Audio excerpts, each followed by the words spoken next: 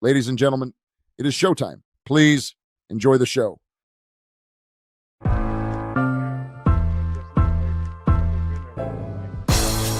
It's the corner where the treats Is this the passing of the torch, right? Is this what this signifies?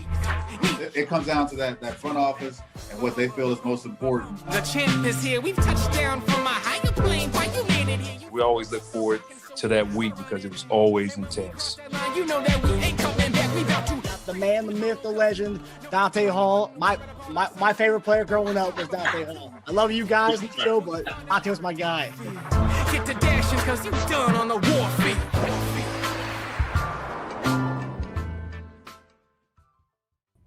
What's going on, everybody? Welcome to another episode of Chief Concerns. I'm Marcus Dash. And ladies and gentlemen, we are less than 24 hours away from the NFL draft, the 2026 NFL draft. I'm ecstatic. I know everyone's anxiously waiting for it, and everyone's anxiously waiting for our mock draft tonight, the official Chief Concerns mock draft. We'll be getting into that all night. But, man, we waited a long time for this. We earned this one, Chiefs Kingdom. Our season being done pretty early on in the season.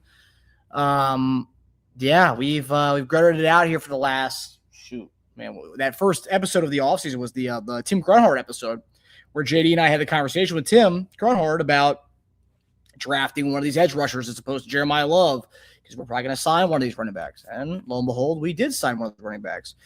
And now we get to the point where all this conversation of edge rusher, right tackle, cornerback, safety, linebacker, all that stuff's we're going to find out what this front office is made of. We're going to find out what this front office is prioritizing. We're going to find out what kind of team Brett Veach wants this team to go in 2026. So we're 24 hours away from that. We're going to find out a lot about this team in the next 24 hours, guys. And I'm excited. I can't wait. We couldn't sniff a quarterback last year. So you know where I stand on the whole thing. And that's get an edge rusher, get a pass rush. And yeah, that's going to be, for me, that's what I'm looking at. JD and I for the last 2 years have been looking at D-line, and this is it. It's time. It's time to go get that D-lineman. It's time to go get that edge rusher. It's time to find some presence to help out Chris Jones in the middle. It's time to find maybe another receiver for Mahomes to throw to, a big body guy, not a small guy, unless you go Zachariah Branch, but we'll talk about that later. So yeah, it's an exciting time to be a Chief fan. It's going to be an exciting night. And all the talk of these national shows is what are the Chiefs going to do? What are the Chiefs going to do? That's like the big intrigue for everybody because, when you look at the top 10, the Chiefs aren't a team you see in the top 10, right? So this is like a very pivotal pick. And you have two picks. You have the 29th pick, which I'm seeing now. Apparently, Carson Beck might come into the first round. Ty Simpson might get drafted in the first round. So maybe Chiefs trade out that 29th pick to an early 30 pick. And then you have the pick 40. You have another pick, and then maybe at the top of the second round. It's gonna be very exciting. I'm really curious to see what Brett Veach plans on doing. For a long time, we've given Brett Veach his flowers, deservedly so. But this is an interesting time. Number 9, man, gotta get it right. So yeah. So as I was saying, guys, I have for this episode we're gonna do the mocks. Tasia should be actually coming here right through the door to come watch the draft with me. He's coming in town to celebrate Mother's Day as well as our father's birthday. So yeah, he's coming to town for that. But it tied out perfectly to watch the draft with myself, and then also to watch the NBA playoffs. Sixers 1-1, baby. I told Will that you couldn't count us out. So yeah, it's going to be a good show. I got your guys' mock drafts. A lot of you guys sent me your mock drafts. I think like 6 of you guys did.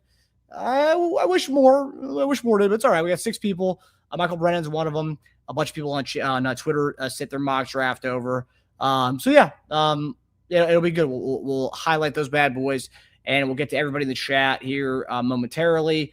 Before we do, of course, Chief Concerns is presented by Prize Picks, and we're going to go to our first ad read of the night, our only ad read of the night, to Prize Picks, and I'll see you guys on the other side.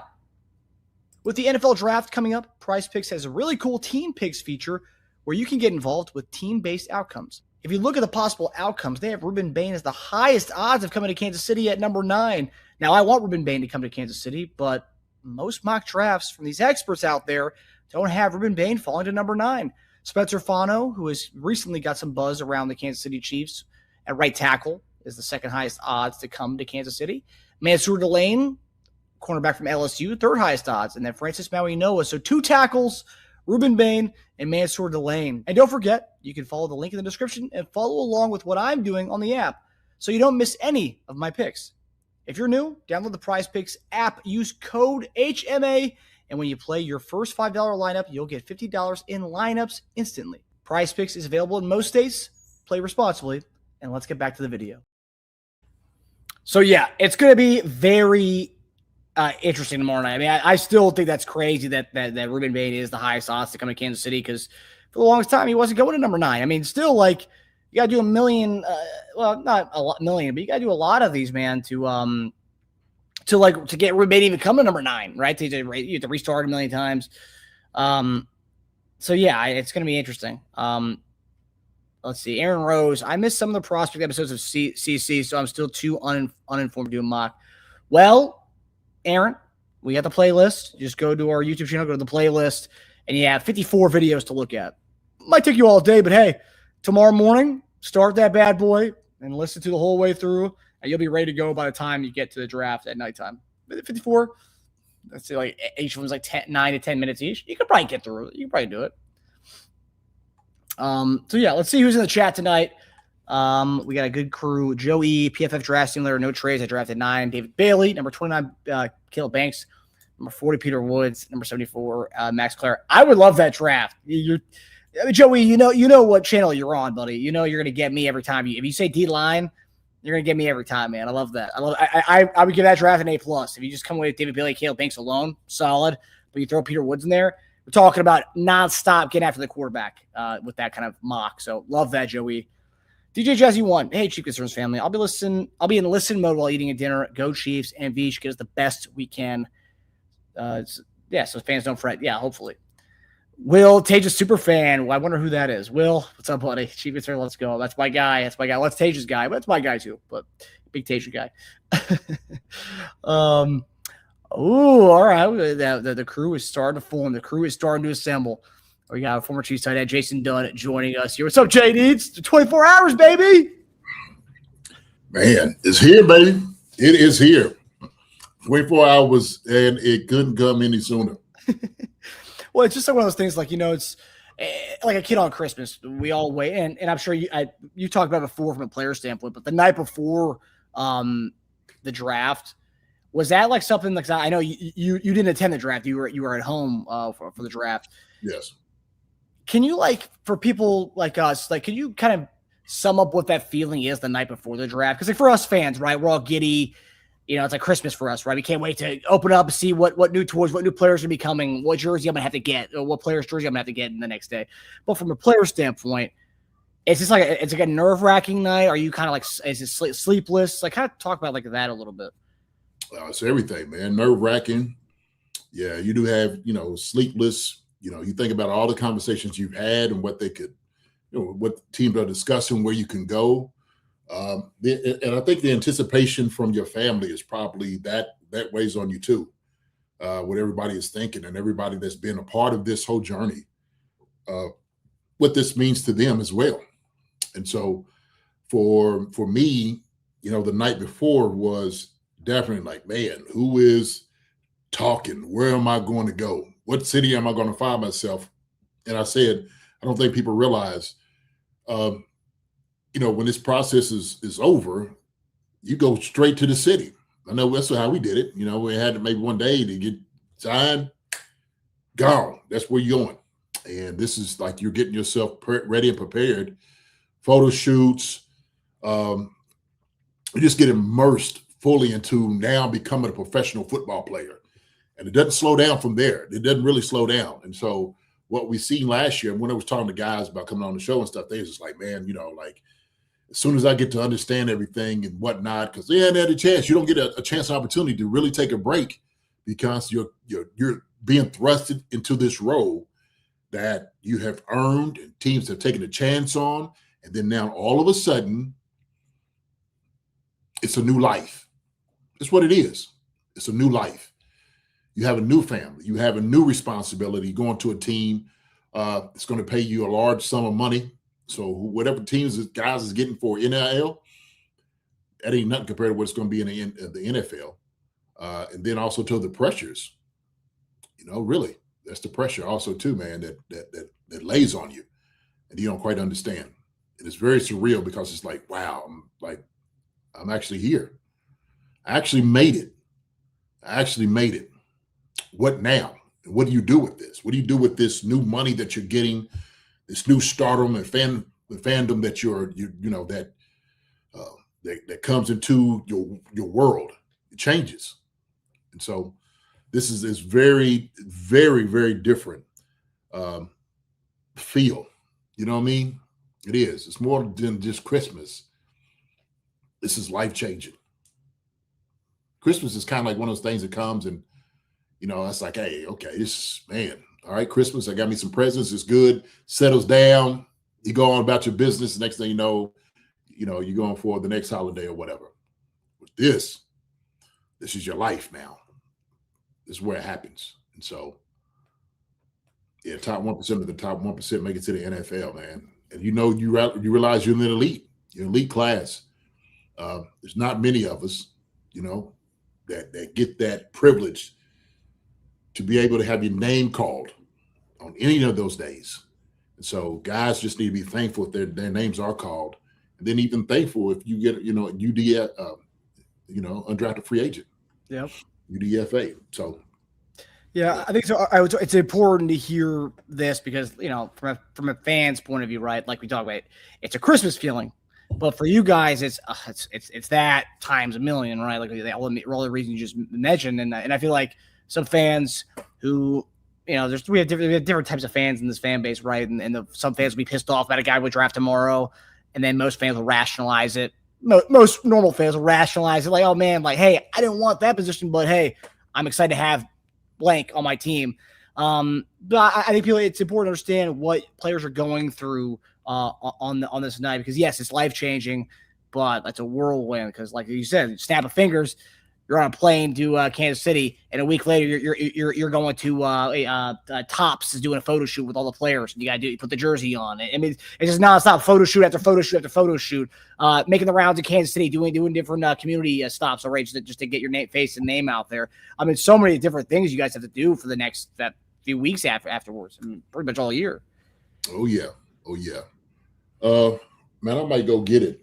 I might have shown this on here before, but I remember going when I got to Philly and we did a photo shoot, and it had me in a hard hat and me and Jermaine Mayberry having a hard hat. Do you remember showing that to you? You're on the horse in the water?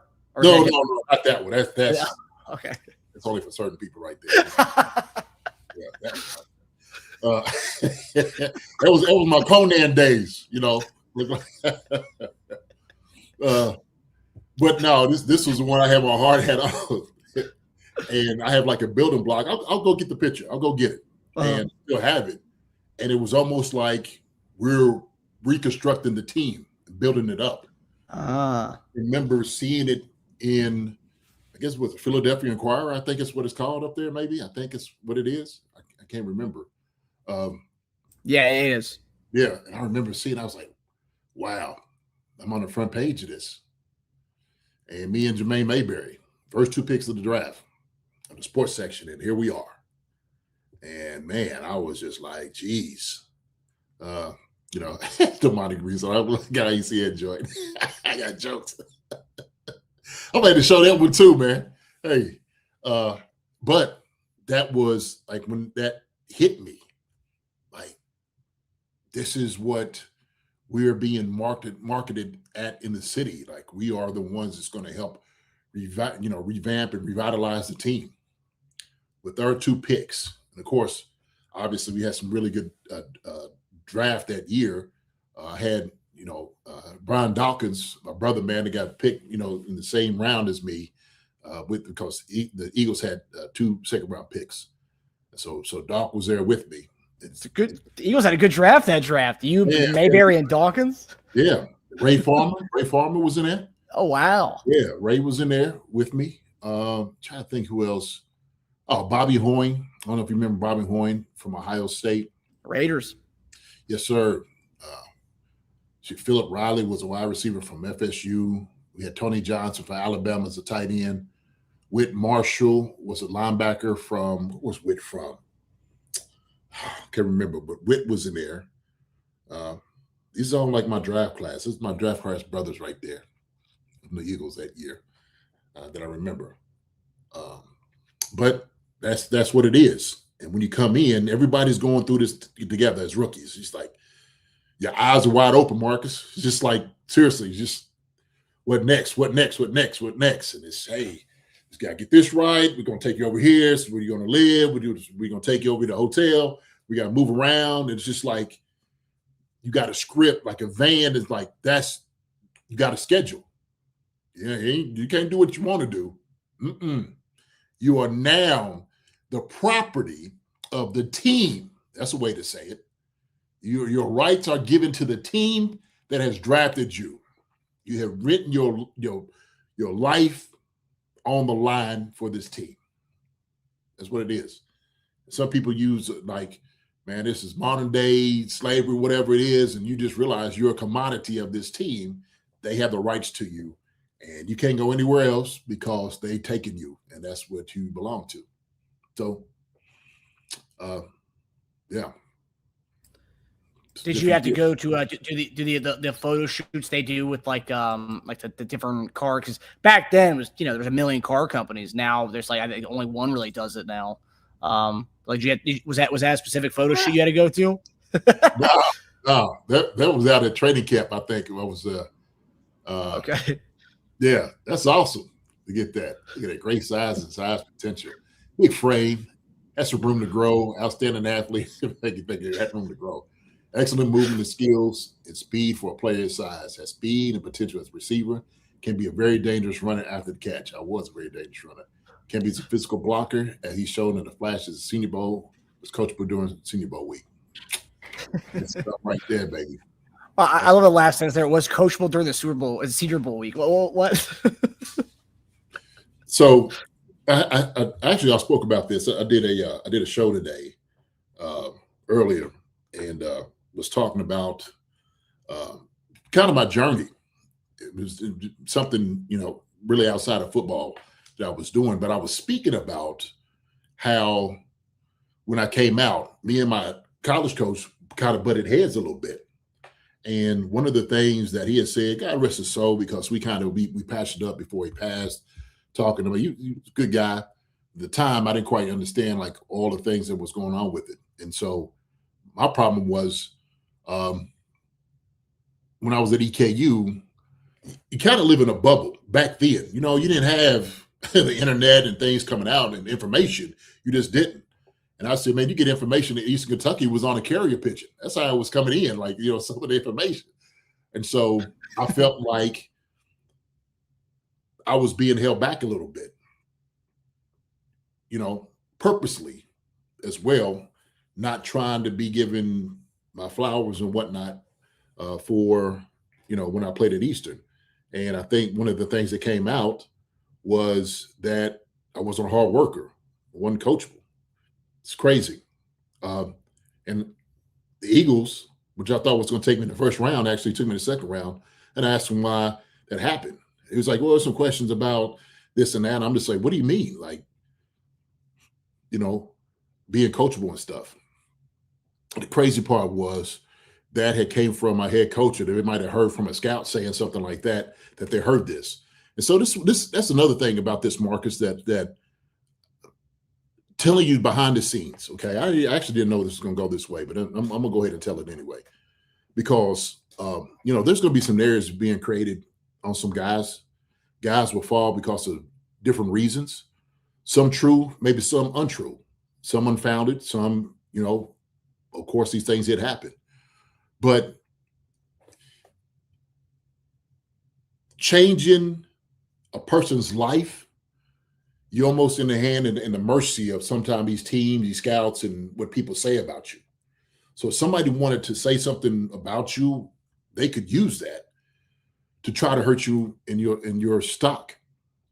Somebody could say some things that it could be very hurtful, and teams could hear it. And without actually doing some homework and searching to understand where these come from, that could really change. And I'll say it this way.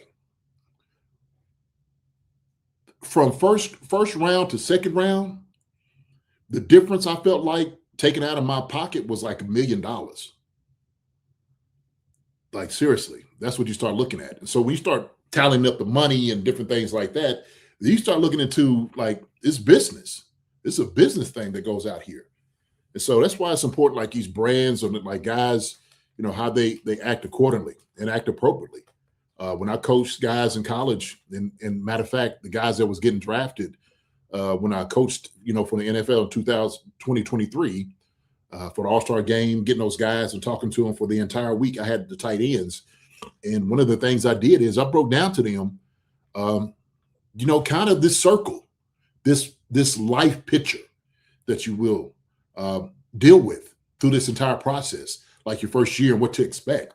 And I did. I was upfront, broke it down to them, let them understand, like, look, here are the highs and the lows of this business, because I want you to understand this thing is a business. It is. And so what you say and how you act and all those different things matters to teams. They do. They matter to teams. So, oh, man. Yeah. 22 yards per catch. I was a bad boy, man. I'm trying to tell you. Tell people all the time, well, how you only had it? I said, man, 2 knee surgeries, playing up at Vet Stadium, and it does something to a man. But it didn't take me out. I had a wonderful career. No, I mean, what you did, it was like what many guys like, what people can say, like, oh man, like, maybe he comes back, he can like turn himself in a blah, blah, blah. And generally most of the time that doesn't happen. You went from like this Kyle Pitts type tight end, right? Yeah. To like one of the best blocking tight ends of all time. No one, Kyle Pitts, God forbid anything ever happened to him, I don't think Kyle Pitts could come back to the Falcons and become the one of the better blocking tight ends in the NFL, let alone like of all time. So what you did is like remarkable, because when we talk about these stories on these players, like the willing to block, he's got the blocking chops in him. Now you don't really see much of it, but he's got the willingness to do it. That willingness part is what you did in your career, and which is why it's like, okay, this guy's coachable and this guy can do these things if asked. And you had injury problems, and then you came back and were able to, become one of the best blocking tight ends of all time, which everybody in Kansas City and everyone in the NFL knows. I mean, Brian Baldinger still brings you up when he's talking about tight ends. Gruden brings you up when he's talking about blocking tight ends. It's like, yeah. And I had to create that niche, because I didn't have my speed like I did before. I wasn't running a 4.49 and like I did before. I mean, I was eating everybody's lunch down the field. Like you see, 22.1 yards a catch. Like I was cooking. Every catch I was going, man, I was getting up and putting them down, getting up the field. And then when you had the 2 knee surgeries, what it did, it changed what the dynamics of who I became as a player. Not saying I couldn't still go down the field and stuff like that, but when I got out to Kansas City, they had a pretty boy Floyd named Tony Gonzalez who was catching all the balls, who was selfish with everything. When I get TG out here, I'm going to tease him a little bit about that. But this became his tandem of 2 tight end sets. Tony was going down, catching all the balls, but I was on the field. And I tell you, man, I was playing 75% of the offensive plays. I was on the field. So I know we talk about our offensive line, and I'm just like, that offensive line that you've seen, you look at 89, I was attached on a lot of that. Yep. And then, T Rich in the back, we was a machine. There was a reason, man, we was punching people in the mouth. They couldn't stop us. But I always had that. I was always a decent blocker, good blocker. And part of it was because I started on defense and I was aggressive. And so when I played defensive end. You played quarterback too, JD? This card says you played quarterback. I've never heard that. Yeah. You played a little QB? I sure did. Oh, yeah. What? Yeah. How about you just finding out about that right now? Oh, you didn't? I didn't tell you I played a little quarterback. Yeah. I knew you were a pitcher, but I didn't know you played quarterback. I played quarterback a little bit in high school. I did. That's one thing. I could throw the ball. I could throw. That's a fact. So. Man, I didn't know that. I just played 6 years in this show. I'm just finding out now. Really? I never told. Shoot, man. Yeah. Well, I mean, I obviously I could surmise you had an arm if you were pitching. So then I would say obviously that makes sense. You were able to chuck the ball. Man, that's. Swiss Army knife, man. Playing both ways and playing quarterback. Yeah, that was it. You know, I came from a smaller school, and the thing was back in the day, it's not like this now, but you know, everybody thinks I was big like I was in college. I wasn't. When I graduated from high school, I was 6'3.5", 205. That was my size. That's what I was. Maybe 210 the most. Then we got into a weight program because I played outside linebacker, defensive end, / the kind of hybrid type of guy. Beefed up, got to about 225 and 230, and then moved on to the offensive side of football to play tight end. But yeah, I did. I played in high school. They would switch my jersey up because you had to have the jersey number to play that certain position. And so I'd be on the sideline switching jerseys, going to quarterback or playing offensive tackle, fullback, you know, wide receiver, whatever it was, whatever they needed me to be. I didn't come off the field. Never in a game did I come off the field. Only at halftime. That was it. Halftime into the game was the only time I came off the field. Man. Yeah, man. Yeah. Marcus, I was a real deal, baby. I'm trying to tell you, I was the real deal. Oh, I mean, believe that.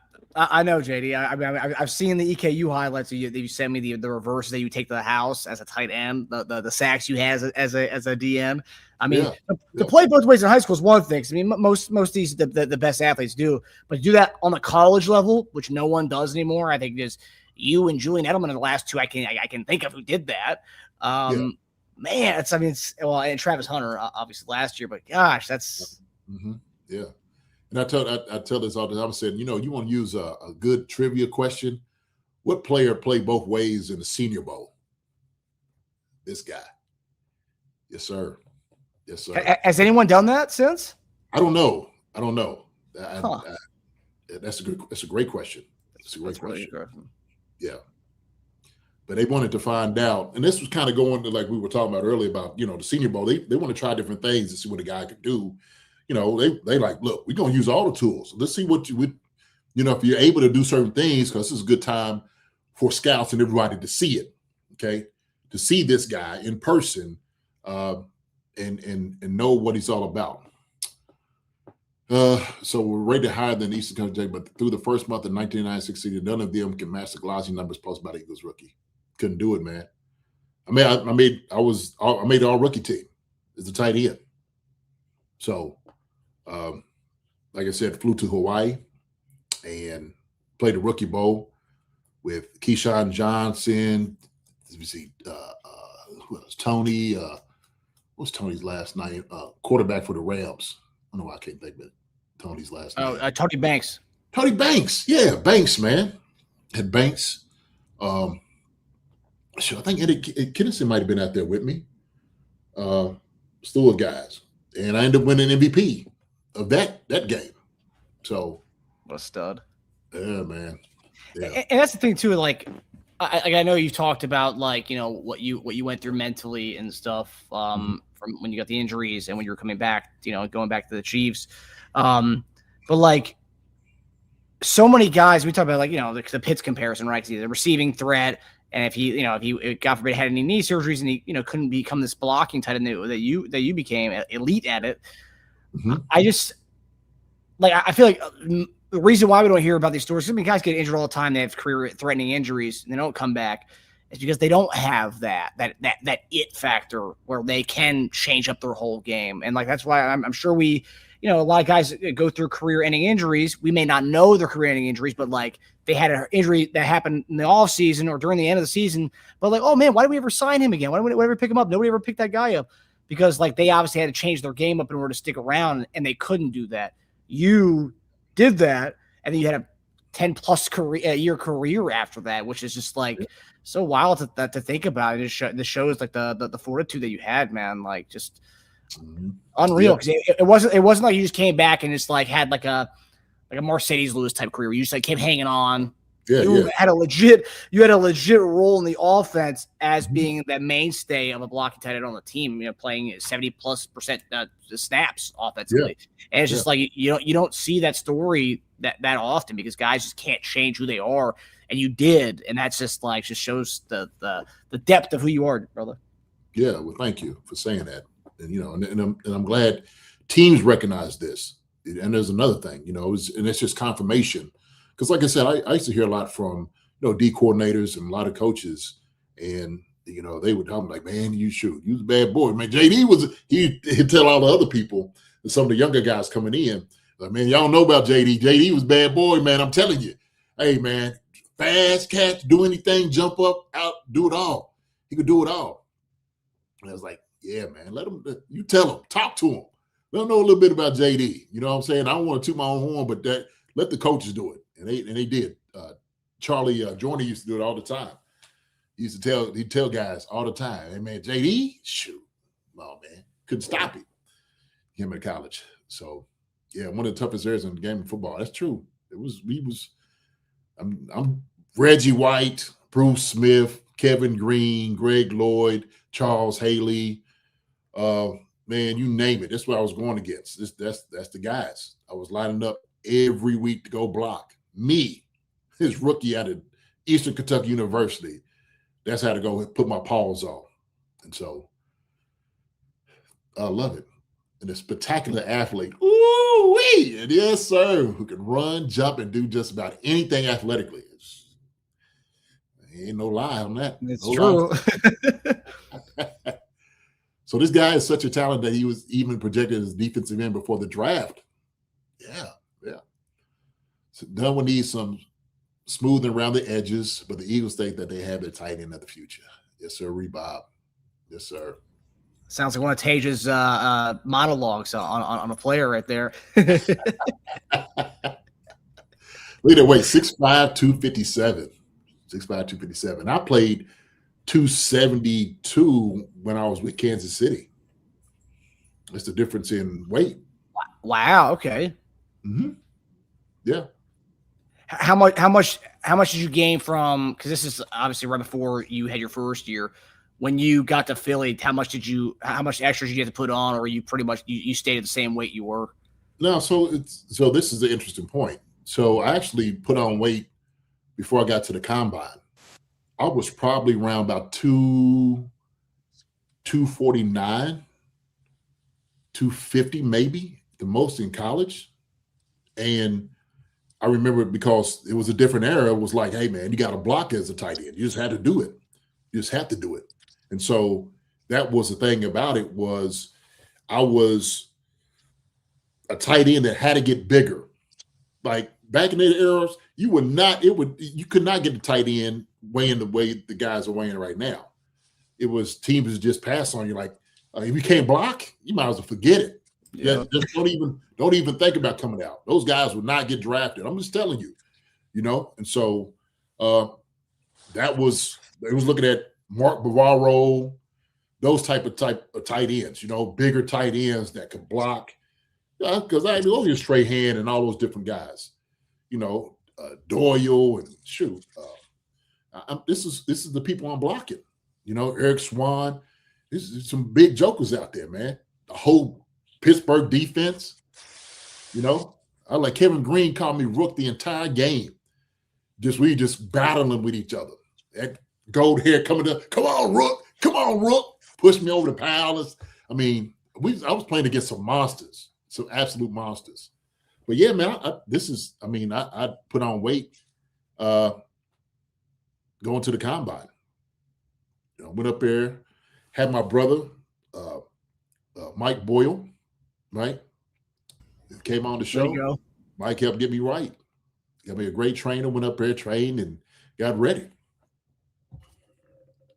Man, this was yeah, I just to see like when you talk about this, and then when you look at our our prospect stuff that we did this year, maybe like three of the tight ends we talked about were like in the average weight range we're talking about here, in the blocking aspect. The blocking is pretty much like not even an official check mark anymore. It's more like he can do it if asked, but don't ask him. Don't ask him. So what I saw, Marcus, what I really appreciated this past year is when I watched teams like the Seahawks, who used multiple tight ends that came in, was hitting guys in the mouth, that was blocking, that was excellent in what they did. That was offenses that made it to where they needed to make it, right? And so this is what we've seen to win it all. They went back to this offense that had a true running game. The guys just lined up and just hit you in the mouth. And it was hard to stop. It was hard to stop, man. And so all the defenses had gotten so used to all these receiving tight ends and throwing the ball down the field. That's what we did. It's the Chiefs. That's what we did. And so I know Lenny asked in here, I didn't bring it up, but Lenny asked, like, do we draft a blocking tight end later on in the draft? I would love to. I think we should. I think we need to, at least incorporate that element into what we do offensively. Why? Because we got Kenneth Walker here. We got K9 here. Why wouldn't we do that? And so it ain't always about dropping back anymore because why? Pat, torn ACL, LCL, we want to make sure we protect him. So I don't want to see Pat galloping when he doesn't need to. So we're gonna talk about a lot of that today into like what we're thinking about in our draft, what it's supposed to look like. So we got K9 here. We need to have us a very strong running game. We have to. So great blocking tight end later rounds. Bentley, right? We talked about him, right? Love to have it. Love to have that guy here. Bentley or Roush, those are two guys that really come to me as far as guys who can block. I know we talked about Trigg and Jolly, but those are two guys who are like, it's not really. They're more so the athletic tight ends who can go up and catch a ball and they have the willingness to block. But as far as already, you can put them in the game right now and they can block and go out for routes and do all things that modern day tight ends do. You're looking at slim pickings as far as those. There's still only 2 or 3 guys in this draft who can do that. Yeah, it's true. So very interesting, man. Very interesting. But this whole life-changing thing, man, with guys in the NFL being in the business and what they're about to see, they need to know all of that. They just need to know what they're getting into. And most guys do. The thing is, like, once I get in, I didn't quite understand because, for me, I didn't have that framework and perspective. Somebody having that experience to let me know all these different things. And so I was kind of learning on the fly. Look at this card here, JD. He's the finest athlete at tight end in the nation. No lies told. There it is. It's true, man. That's interesting. You were the first tight end they drafted since Keith Jackson? Keith Jackson's a bad boy. Wow. Keith Jackson was more like an H-back. But he threw the ball a lot to Keith Jackson, man. He caught a ton of passes. He did. And so, but Keith wasn't really doing a whole lot of blocking either. Like I said, he was more kind of the H-back type of guy. Right. It's a little different. Yeah, and I know when Tasia comes on here, I don't know where he is right now. But as far as the tight ends in this draft, I know we talked about Bentley. I know you and Tasia mentioned Roush. Do you think both those guys are like the of all the guys who can do both right now? You think those two are probably the tops for you?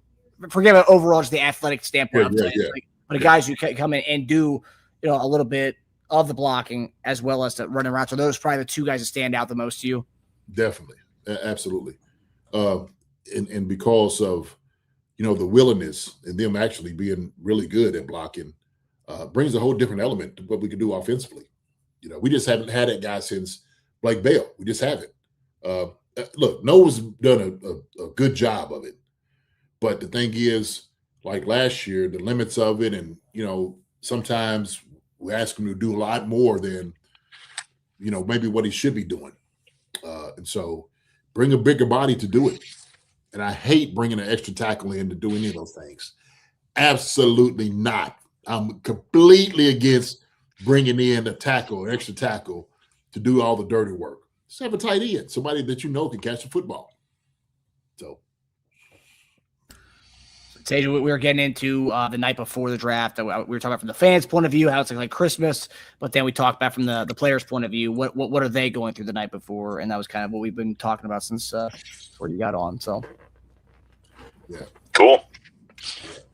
They're wrecking. Sorry for charging us. Just getting technical difficulties, getting it all set up, and you're good, man. You got the plane. You're good. Ready for tonight, ready for tomorrow. Yeah.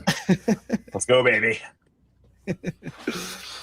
So, guys, as you mentioned before the show began, I'll be doing the mock draft tonight, the official Chief Concerns mock draft. I'll be using the PFF. I've already got it started and ready to rock.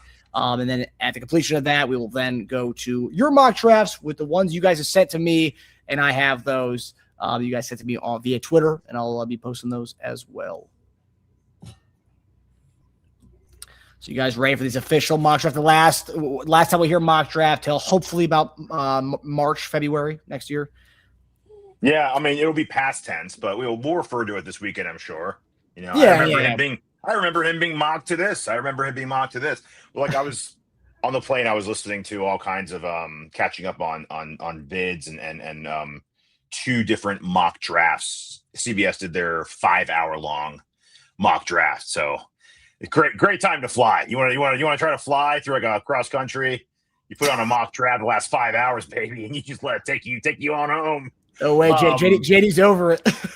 Yeah, geez. All right. I love it, man. Pulling the earbud out of his ear. Like, so they were. I mean, I definitely moved around and fast forwarded, and I had to think like my own commercial break was going to like another video that I wanted to watch. That caught my attention. My ADHD on a plane. But it was just interesting to hear like talking. It was just like I think because CBS guys had different guests on, and they would pick for teams and stuff. So you'd hear like different just analysis and different outlooks on the draft. And one of the guys, I think he was a former player, he was like, yeah, it's early, but he's like, who cares? He's like, early? Do you think like when week 7 rolls around, when this guy's playing like 70% snaps for your defense or your offense, is anyone in the building going to remember what round you got him in or talk about how he was early? We could have got him 20 picks later than we got him. No one's going to remember any of that nonsense. You draft good football players. They come in, they play well for you. And a little too early, a little too late. It doesn't matter when you're in the heat of the draft, which that was cool. I like that. who was saying this? It was a former player. I think it was a former college player. I don't remember him in the NFL. But yeah, that's just he's a former college player. He was saying the perspective, but teams don't remember who they drafted and what they picked. He was picking someone for a team, and then the other guy was like, I mean, you probably get him, 15 picks later. He's like, who cares? He's like, if that's their guy, that's their guy, man. Who cares if it's 15 picks early? Like, they're not going to care about that. They think he can play well for them. They think he's going to have meaningful snaps for them. When he is in week 5 or 6, they're not going to care that he could have got him 20 picks later. They're going to be happy they have a good football player on their football team. Like that's the mentality a lot of teams just have. So. Yeah. And some also do have the other one like, hey, geez, we could have got this. We spend it on this guy. Yeah. I mean, no matter what, if you miss on a pick, then, you could get fired for it.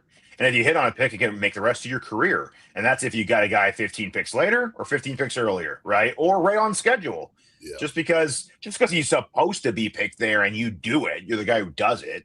That just means you played it safe and you still missed. So that's not much better either, really. So it's Yeah, otherwise you're gonna be having miserable nights like Mike Vrabel in the war room when they trade AJ Brown on draft night.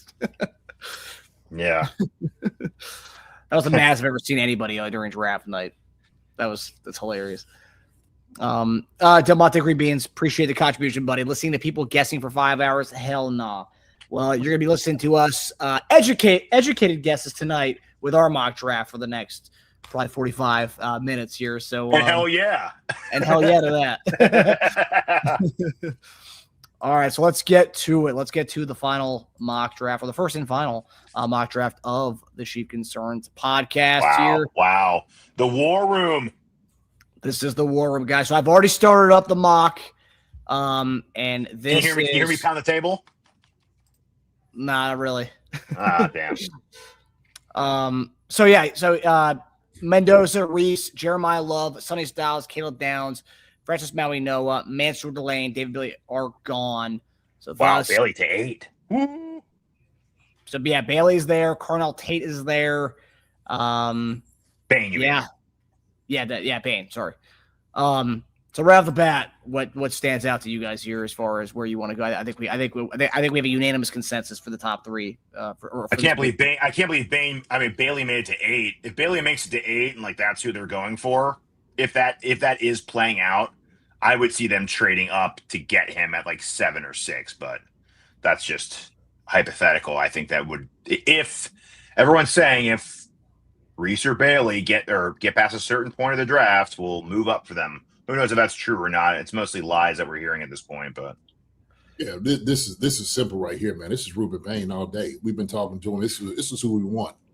We really do. I don't think it's going to be either Bailey or Bane. And so Bane's there. He fits our profile, everything that we want. Having to hear, they discussed him a lot. I think it's pretty simple, easy decision on this is Ruben Payne, for the Chiefs. Yeah, who do you think is the, because I've seen so many things, and of course everyone's reporting this, reporting that. They want David Bailey, they want Arvell Reese. Today I've seen the big jump in Ruben Payne. Can you make it bigger, Marcus? Is it possible to make it bigger?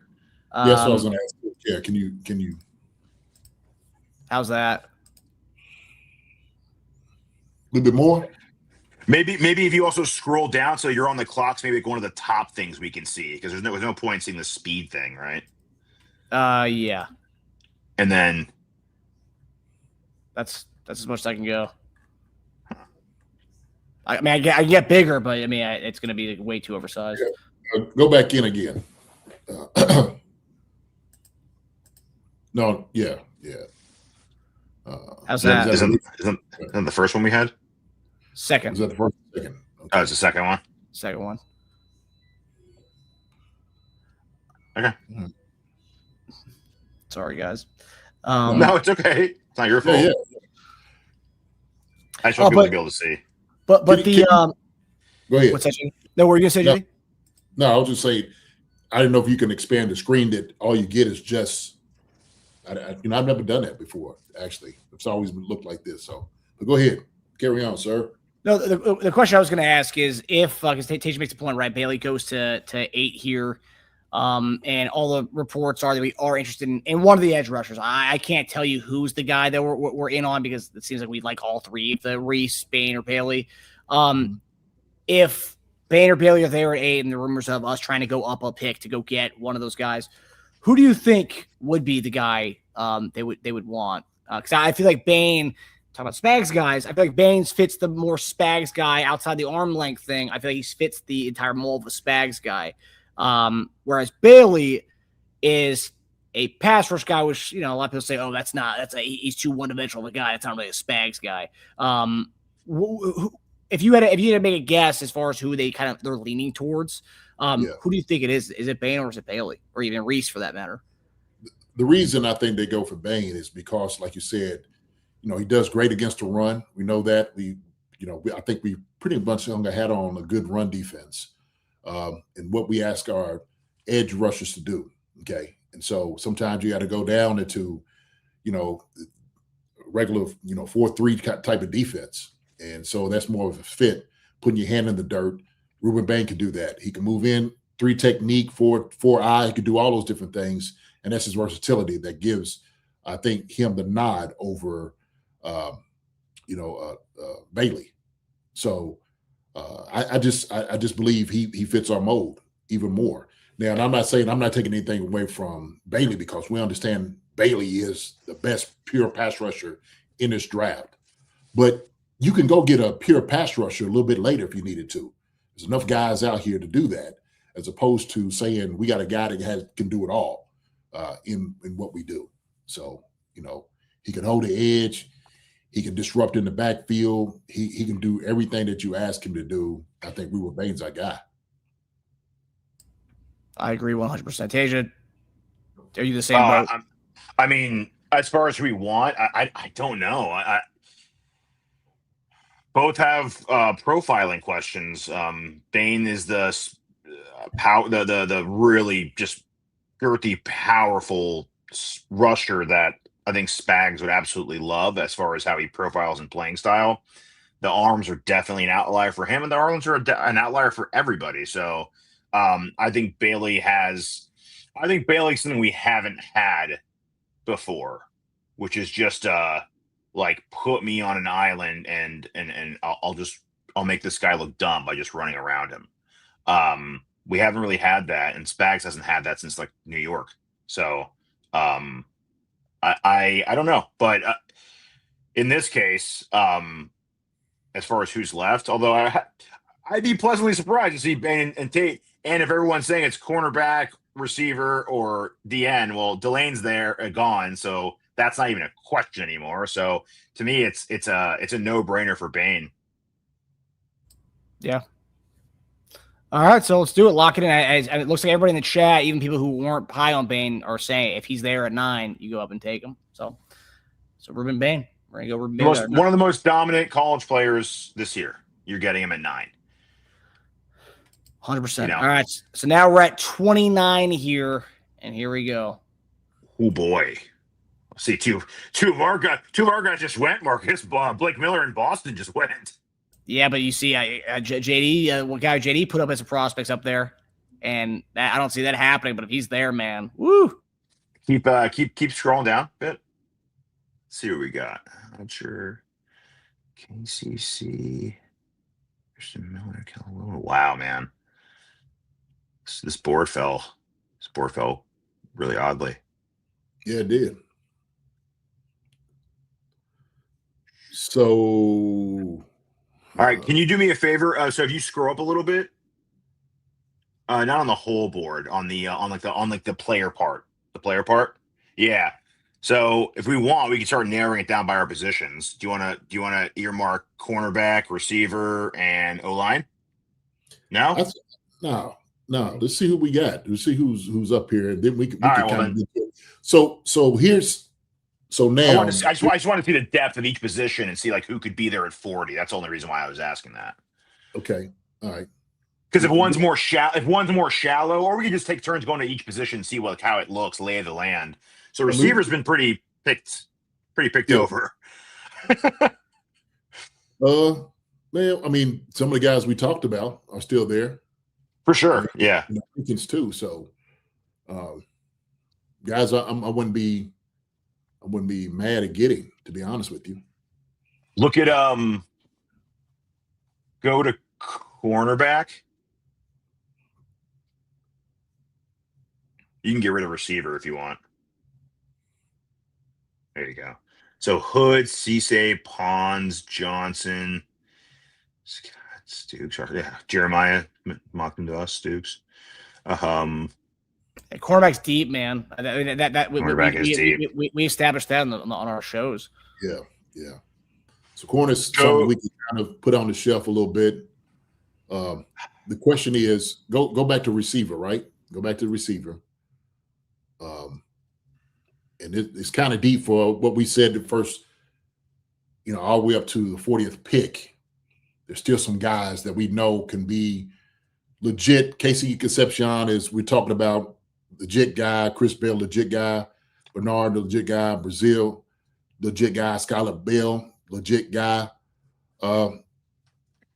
Zachariah Branch for me. Elijah Sherrod, definitely. And then I think then we start going, now it switches up, and then Ted Hurst. I know y'all like Ted Hurst. He's another guy. So there's a little depth there. So the question is, can you go to tackle too? So I know, JD, you're not going to like this, but I just want to take no. D tackle or O tackle? OT. Oh, okay. Sorry.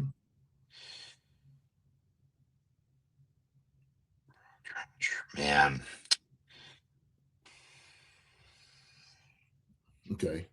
I mean, all right, so we don't have to go too far down for that. No. That's it. You're good. Actually, go to D tackle real fast. I'm just curious to see like which one of those guys are still around.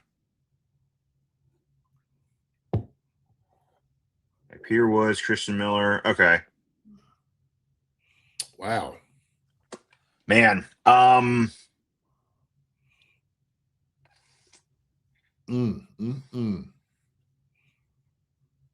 Does it start with Peter Woods?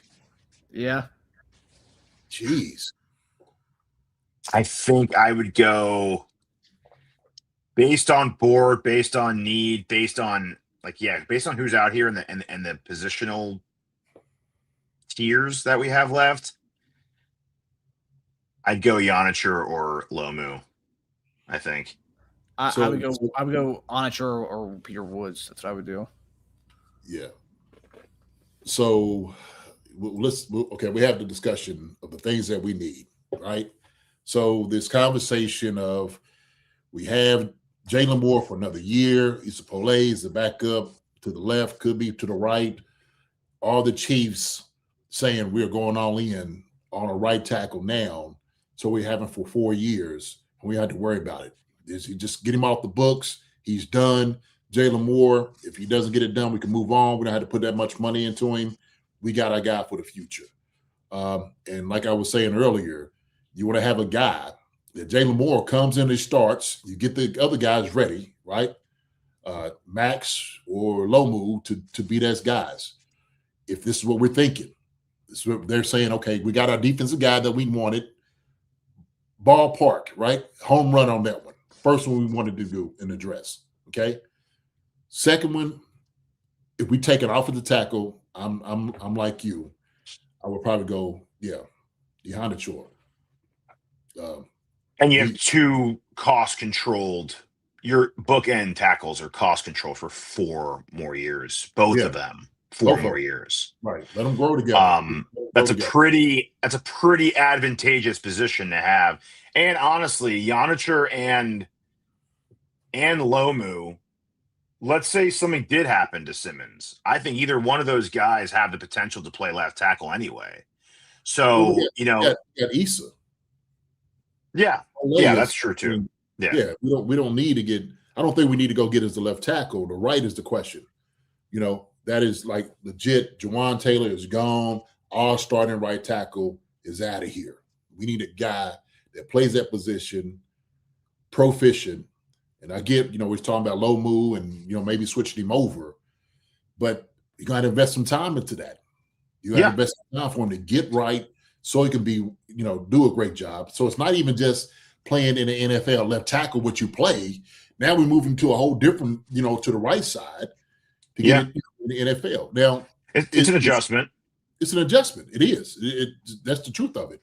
I think they both have it a little bit with the Yonicher being so raw in general with technique refinement, but we still have more here. So it's not like either one of these guys are going to say, hey, man, here's your clipboard.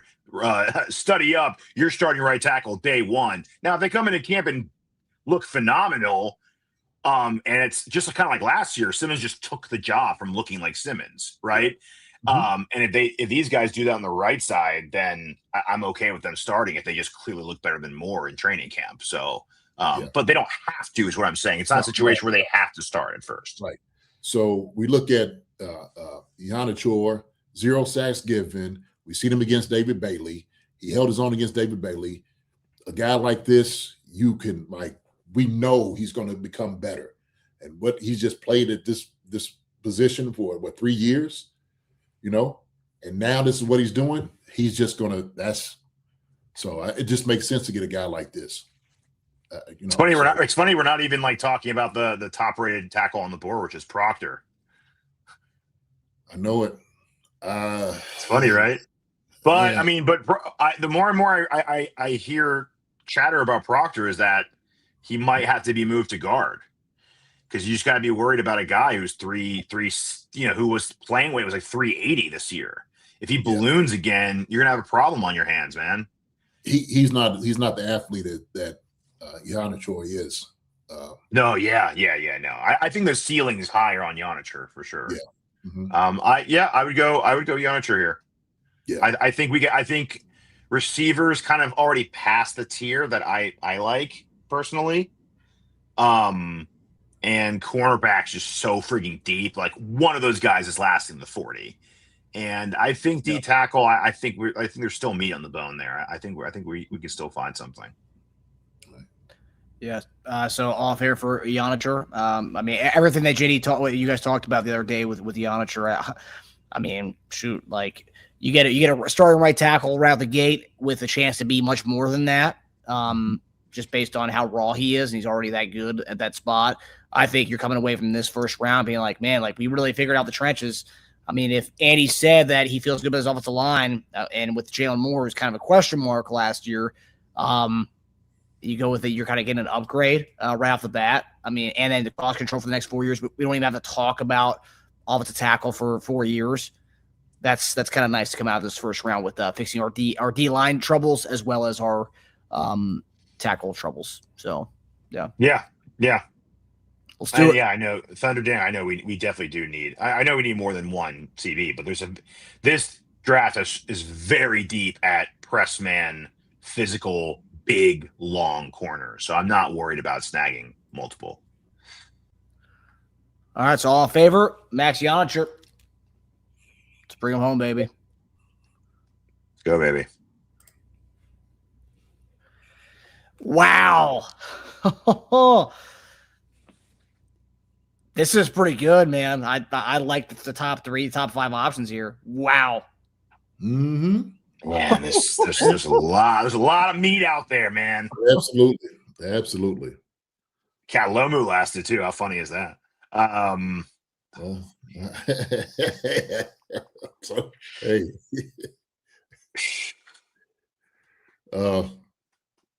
Geez. Okay. This is good. So we're not doing any trades. This is just straight.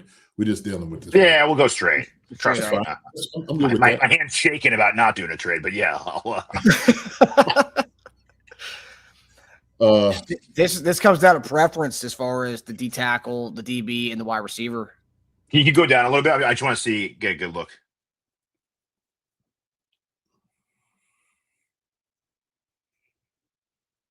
Ooh.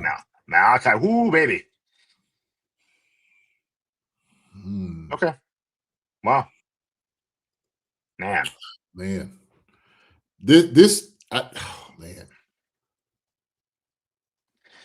From here to 70, that is a really. Oh yeah, it's gonna look completely different. Yes. None of these guys are going to be there. That whole scroll down you just did, I don't think any of those guys are going to be here. So, realistically, I'll tell you who's going to be there at 74. Probably, maybe Bell, but probably not. From there down, probably Lance down. Surratt. Honestly, at 74, I'd be happy if Surratt was there, or Branch. I think both would fill. I think Surratt could be your starting X, just a really good, solid NFL receiver. Not going to turn heads, but it's just solid receiver. But yeah, I think that section's what you're looking at. I think go to corner now.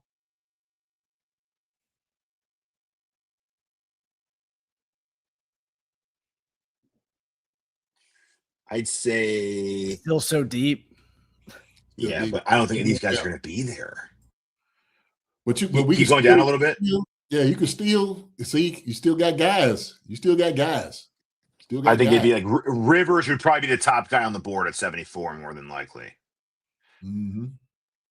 So go to where's Star Wars? Go to tight ends. I'm going to see that, right? Because this might have to be like we address this as well. So, okay. Yeah, there's a lot of meat out there. A lot of meat. Okay.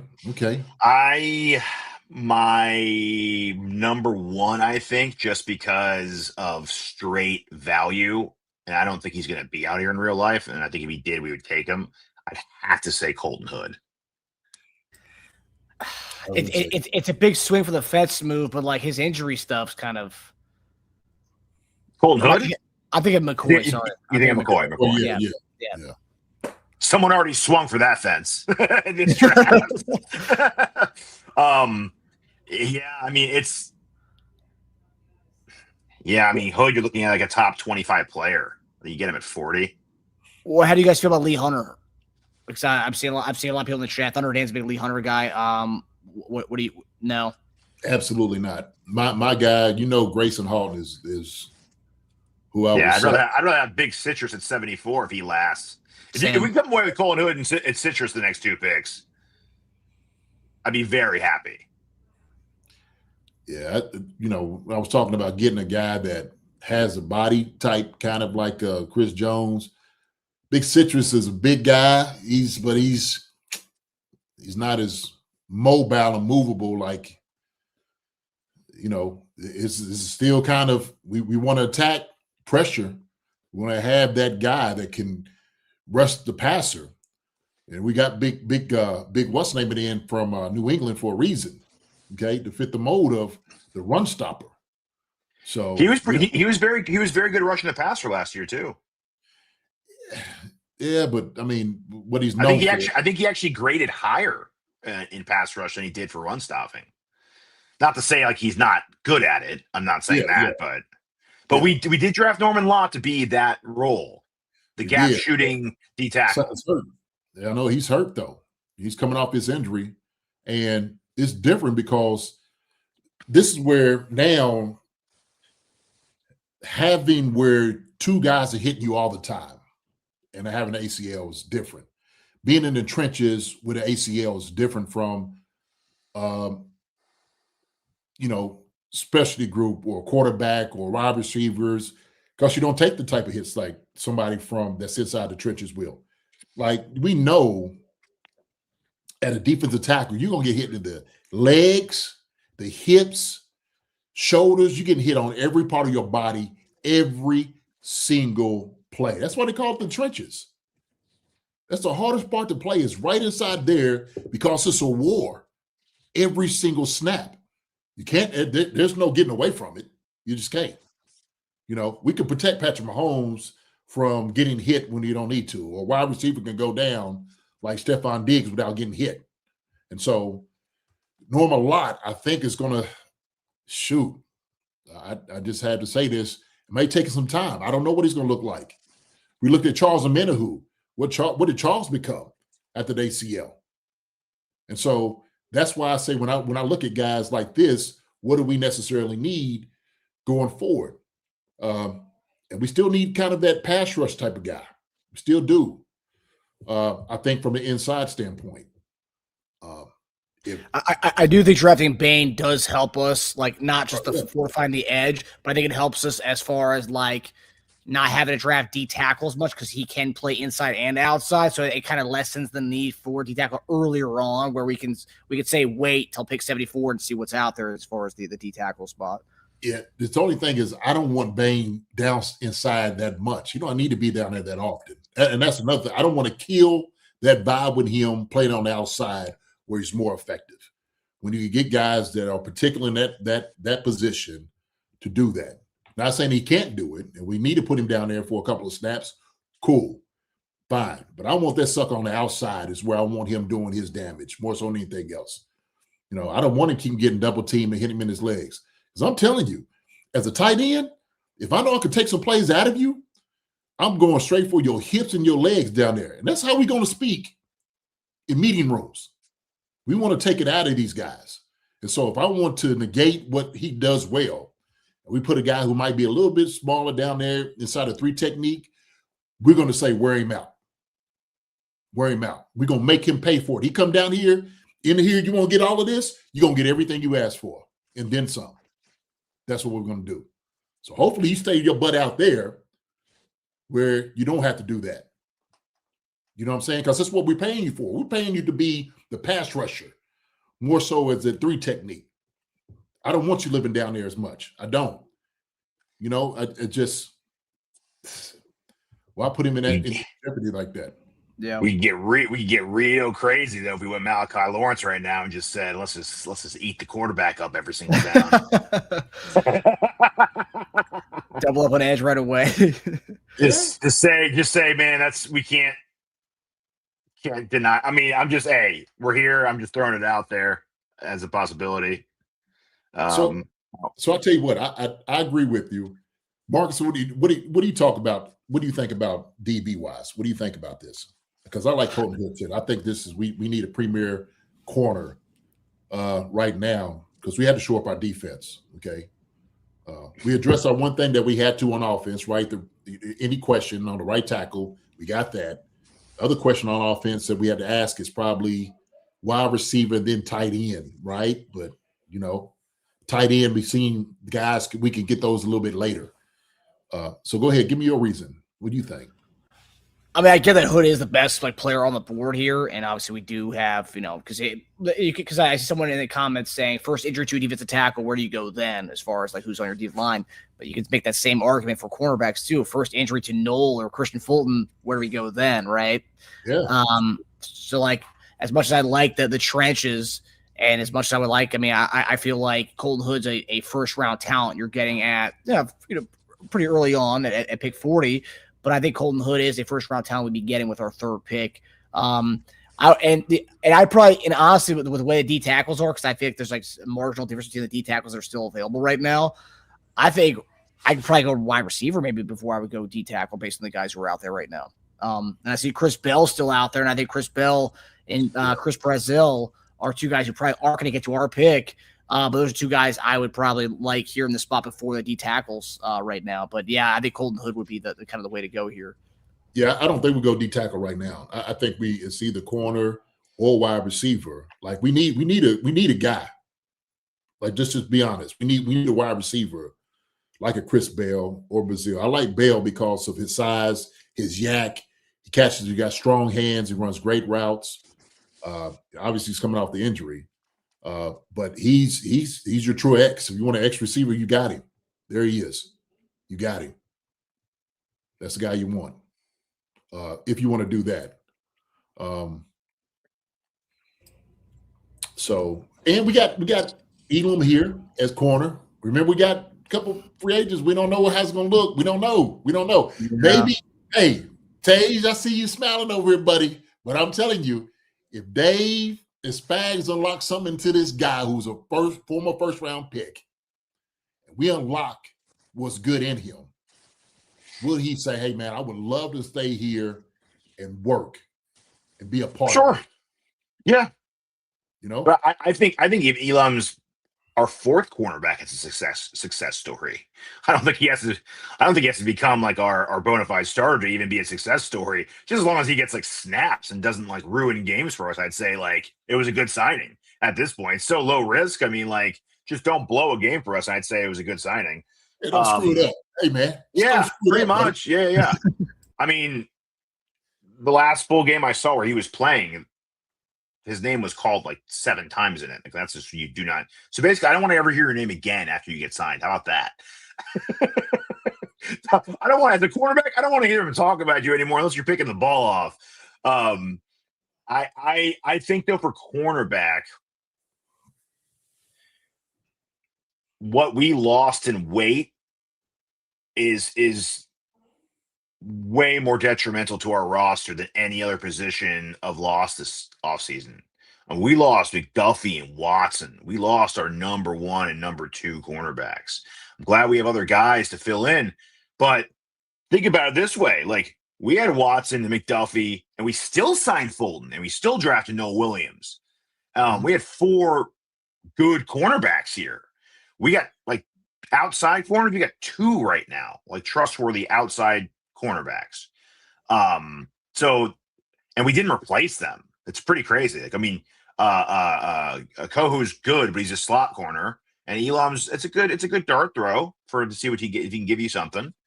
And then you add that need, because when you draft for need, everyone always gets scared about drafting for need because you might take a guy that's not worthy of the pick. This is a beautiful marriage because we need cornerback. And the best guy on the board is a cornerback. So, and he fits the system perfectly. We went over that. He's a Spags corner, right? For me, I would, and I trust him. And I have been a take cornerback late guy, but I think it really depends on the situation and who's out there. Yeah. And I'm also betting that Zachariah Branch will be there at 72, I know all 3 of us feel pretty highly on Zachariah Branch. I think he fits our offense pretty well. So I could see him being at 70. I don't think we're gonna. And I'm not saying because Zachariah Branch is totally different than Chris Bell, but I think the way he would play with us, he has the potential. Talking about ceiling, he has potential to be a wide receiver 1 in the way they use Tyreek Hill. They can utilize him like that, and he has potential to be a wide receiver 1. Colton Hood, I don't think we can find a guy who's got the elite factor that Colton Hood does have at 70 when our next pick comes. So I think, I think I can get behind Colton Hood at this spot if that's what you guys are down for. Take all those away and go just straight edge on this. You see the edges. Again, Okay.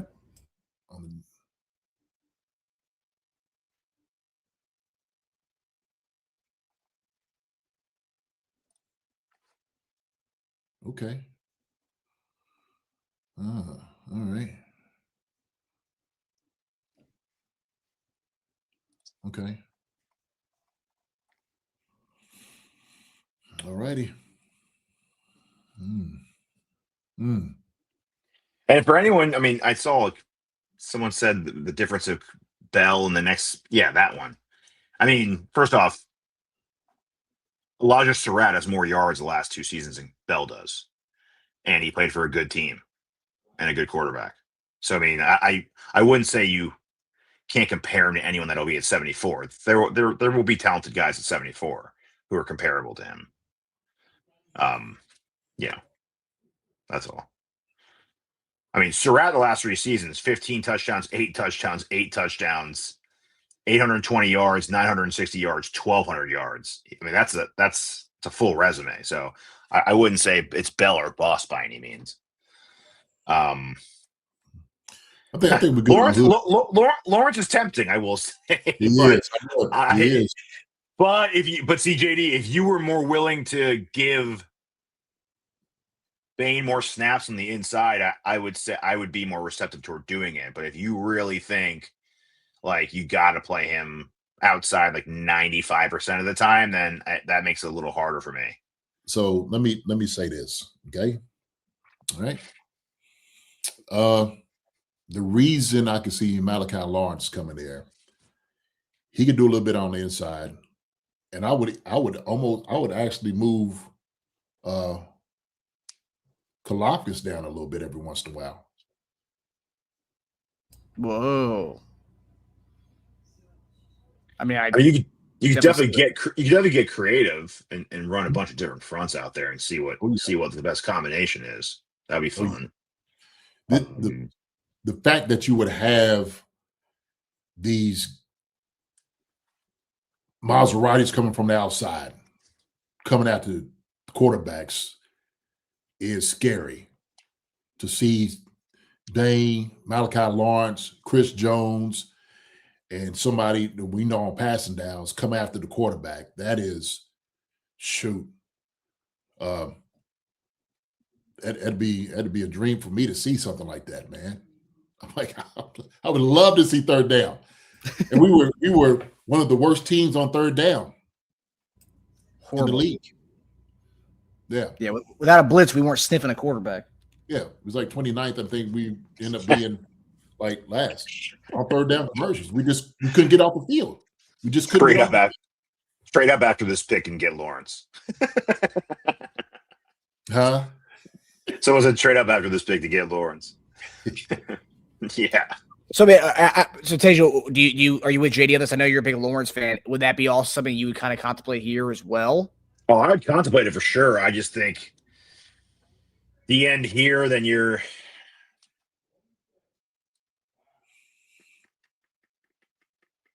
Yeah, I mean, you can go the end here and play it out and say 74. You still need a cornerback. The tackle's still on that radar.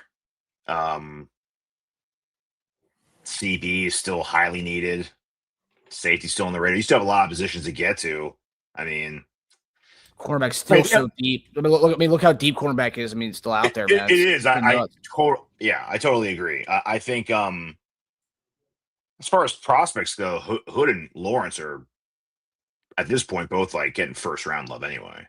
So yeah, it's not like Hood's you're taking we're going need and saying we can't, taking a bath on value. Hood's still first round value in my opinion. Yeah, he's always projected first round, and I mean, shoot, if you could just leave that side of alone and maybe go get a pass rushers, we still have some guys that could be effective. Lockdown corner, which you do well. I mean, I'm not mad. I'm not mad at I like that pick. I'd be good with Hood or Lawrence. If we want to have fun and fun with this and take Lawrence and see how we can still build out the cornerback room and other things. But I'm telling you right now, because I know we want to come away with this draft with 2 corners, right? 2 outside corners. Because now we're not getting like an elite corner out of this draft. I think we need to get 2 of those mid-grade corners out of this draft, right? Are we agree? Do we agree on that? We'll probably have to do that in this draft. Yeah, and that changes up what we do too. So that's 2. That's 2 corners after this we're going to get. So if we don't draft Hood here, you're saying we have to draft 2 corners later on in the draft, or are you saying even if we draft Hood here, we should still draft another cornerback, address it later on? I think you still could draft a cornerback later on with Hood. Okay. Yeah. The thing is, you can get a guy maybe not as early because you got a Hood now. Now you know you got a guy that you don't have to address it and saying, well, shoot, we get another dude later on in the 5th round that can do it or 6th. So I think that Colton Hood, man, is really kind of the safer bet. You're getting a monster that can just play and ball that we need, that we know is a need. And we know we can get a wide receiver later. We can get the other corner later. And if we don't get another corner later, we're still in a good position, I think, with some of the guys we got on the team. So I'm good either way. I'm good with Hood or I'm good with trying out Lawrence. Yeah, let's go Hood, man. Let's go Hood. I want Lawrence, but let's go. Let's just go with this. You know what we're gonna do the rest of the draft is see what would have happened.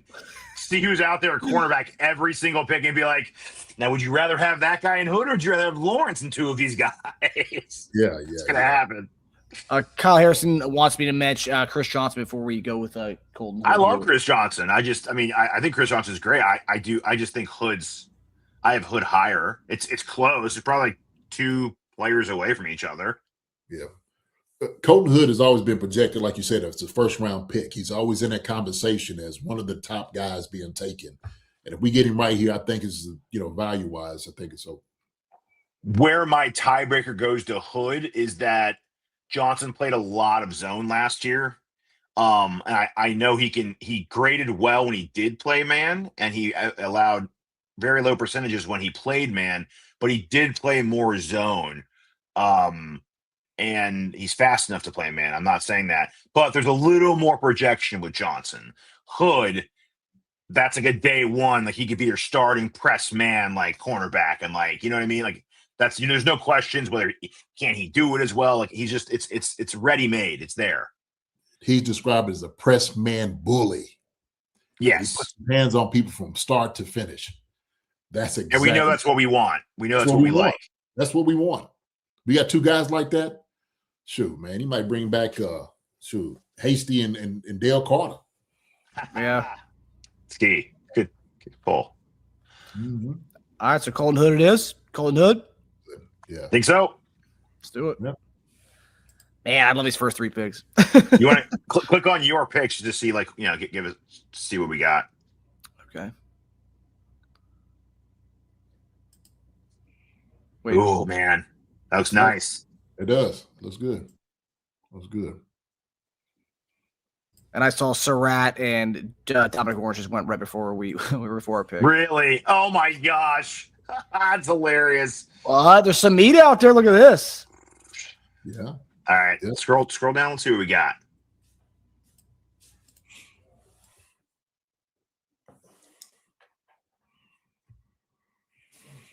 Okay.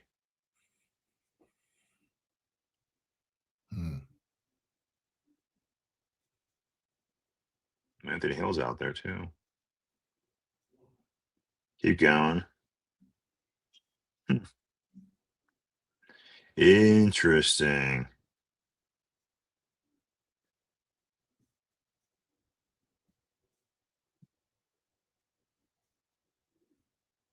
Ooh, Barnes still out there too. See, Barnes is an interesting guy too, because like that's someone who gives you a little of that pass rush, but he can also play off-ball linebacker. He's like that poor man's Reese. So Yeah. we do like those guys, JD. That's pretty much what Leo was supposed to be if he didn't get 15 snaps a game. Yeah. We're looking for a guy to come in and make a difference immediately. So yeah, but I also think I think Spags also likes chess pieces and like having like X factors they can move around and put at different spots. okay. Let's motor through this thing. Let's go. But we 74 pick. Okay. So y'all both heard my argument for Grayson Halton and Zachariah Branch. I like Zachariah Branch because of what we do offensively. We know we need a receiver, and we think if we lose Rice next year, we had to have a guy that's here, that's been in the system, that can help out. So Marcus, go to receiver.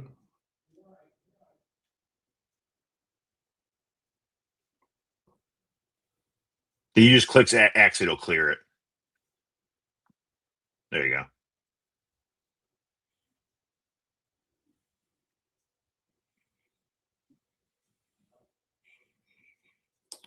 Only two guys I trust to be game changers, to be honest with you, is go down Marcus, is Zachariah Branch and I know y'all like Ted Hurst. I think it's two guys that could fit what we do. Everybody else, I think, could just be guys. I like Kevin Cohn Jr., but I think he's a come off the bench type of guy.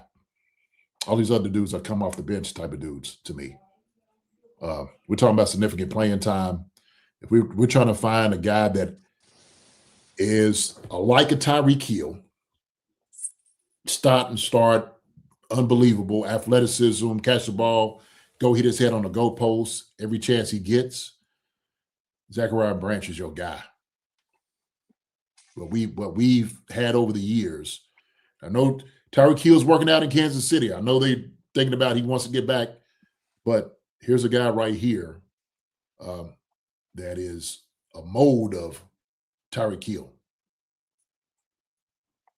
Do you think Hurst let's say we don't go receiver, you think Hurst lasts to our next pick or no? Because I'm right with you. I think the last two guys you can say going into the season be Branch and Hurst. Those would be two guys who would be difference makers. I think the rest of these guys are projects. As far as, I'm not saying that Branch and Hurst aren't projects, but I'm saying those are two guys I can see as being difference makers, where I see the rest of this receiver list not really being difference makers, and having to kind of work their way into it. I mean, I see Jacoby Lane's there. I love Jacoby Lane, but I don't see him being a difference maker right off the bat. I feel like he's going to be, relegate to like Jason Brownlee type of snaps and duties, whereas Branch and Hurst, I think could have a significant role in the team. Yeah, that's what I'm saying. We're saying if we don't have Rashid Rice, who's going to be your guy? Who's a legit starter in this league? It's like your number ones, your definitely number ones have moved on. We're talking about your number two now, the guy that's going to get the second of the catches in your offense. I don't care that Branch got arrested. He was chewing gum on a sidewalk. Okay, I don't care about that. Yeah, he got arrested. He got arrested for breathing while walking on a sidewalk. All right, so I don't even care about that. Yeah, people always say he got arrested, and act like he got like domestic violence. No, it's not that. He was at 1:30 on a sidewalk outside of a bar. Well, it might be loitering. I mean, you might basically just pretty much kind of what it is. It's what you're doing. Arrested for jaywalking, if you're crying out loud. I got thrown out of a window.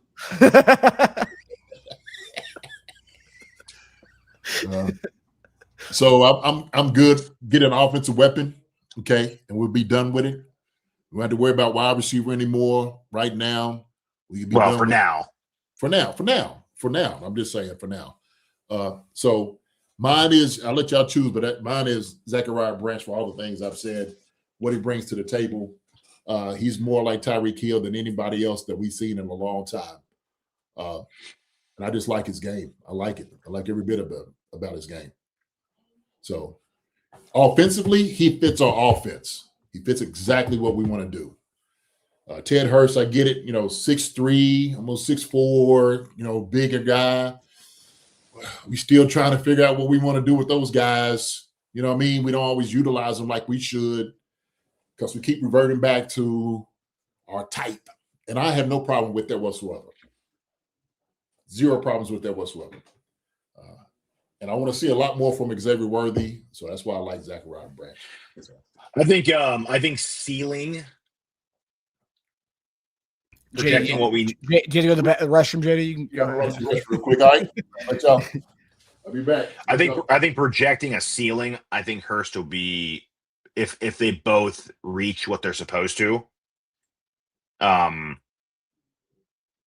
think Hurst. It's an easier job for Hurst to put it together. Branch, not easier, but I like what his projection is for what we need. I just think Branch is it's just kind of gimmicky. It's gadgety. But we've seen what they can do with a guy like that. I mean, he watches highlights. He is a guy that we want to bring back at that 32 years old. He's come off a knee injury because we want to replicate that again so badly. Well, let me ask you a question. Do you think Hill's going to be back here in a month? I don't know, but even if he does, I don't think he's got the same scootability as Zachariah Branch does at age 21.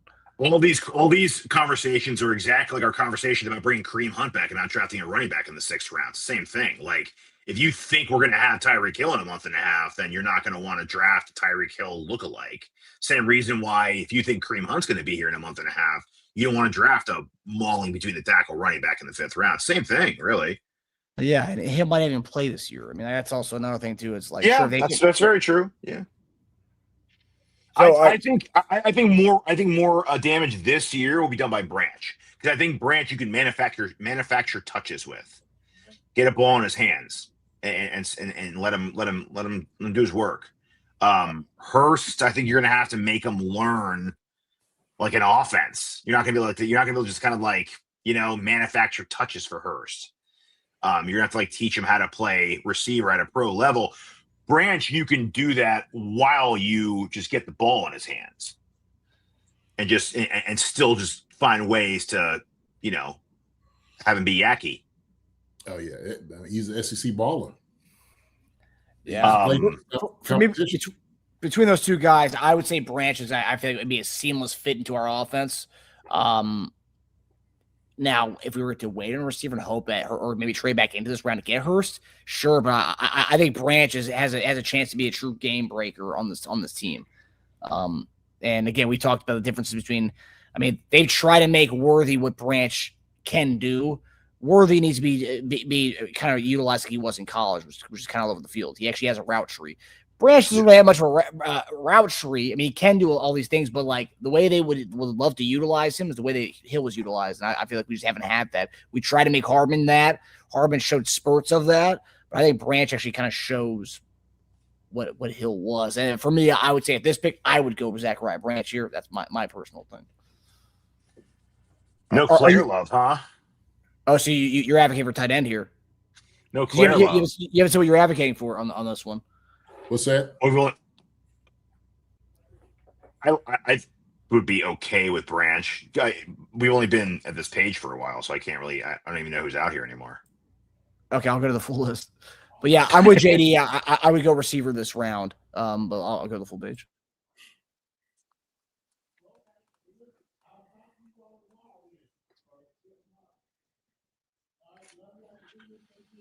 I hate this. Yeah, this is why I've been telling you for a long time. I think 74 is going to be like a wild card selection. I'm telling you. It's going to be one of those that we're like, whoa, really? That's going to be, I think 74 is going to be that pick for us. Just because it's a lot of like, it's not cut and dry at all. It's not cut and dry at all.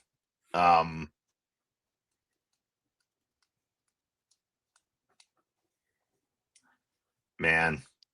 I'd probably go Claire or Barham here, but I understand why you guys want receiver. Yeah, I'm not big on Max Claire. Yeah, I know.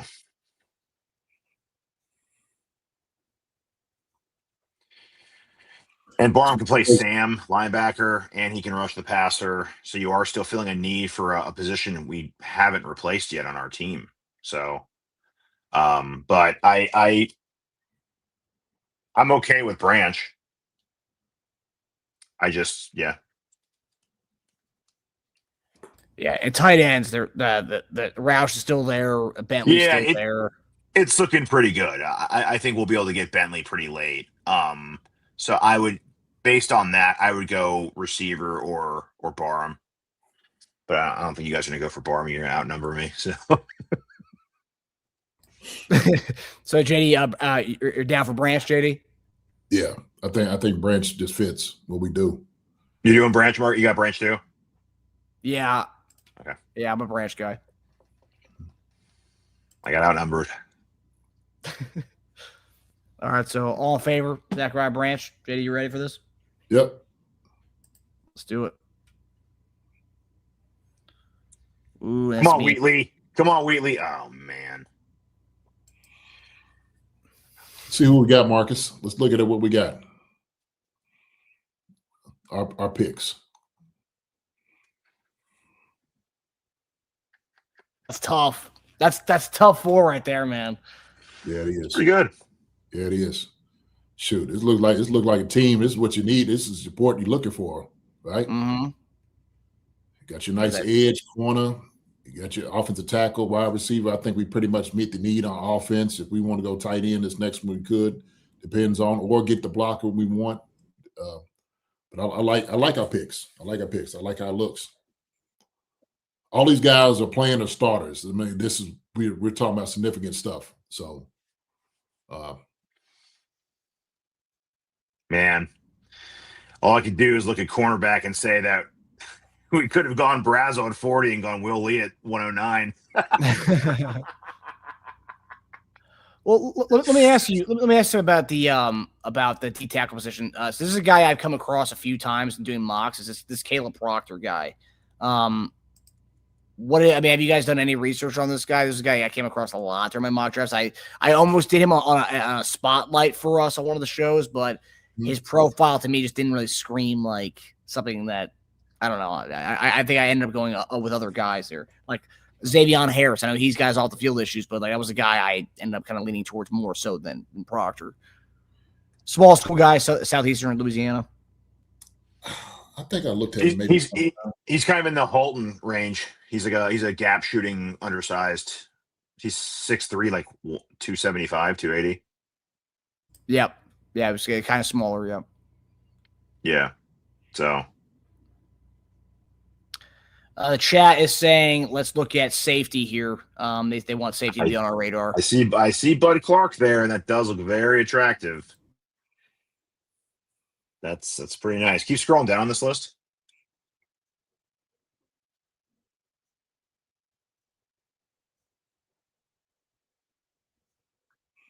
So Bud is.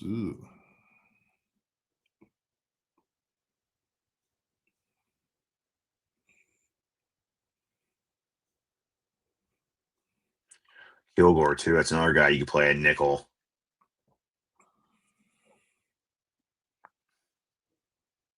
Do you guys want to filter it to D tackle, safety?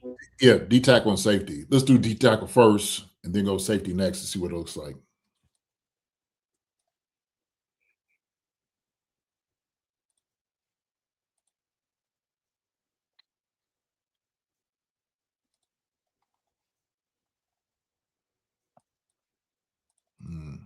Slim Pickens.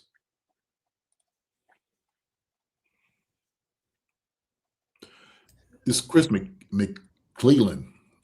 I don't know if I really looked a lot at him either. Let me see.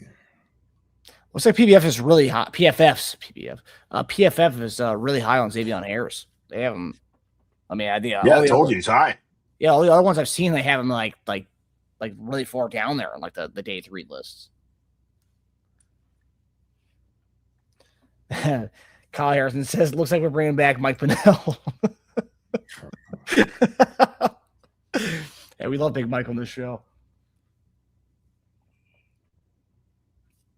Oh no, we're bringing back Kozai Izzard. I know a lot of you guys are really big on him in the preseason. Landon Robinson is a what's name it? He's an interesting one. Yes, he is.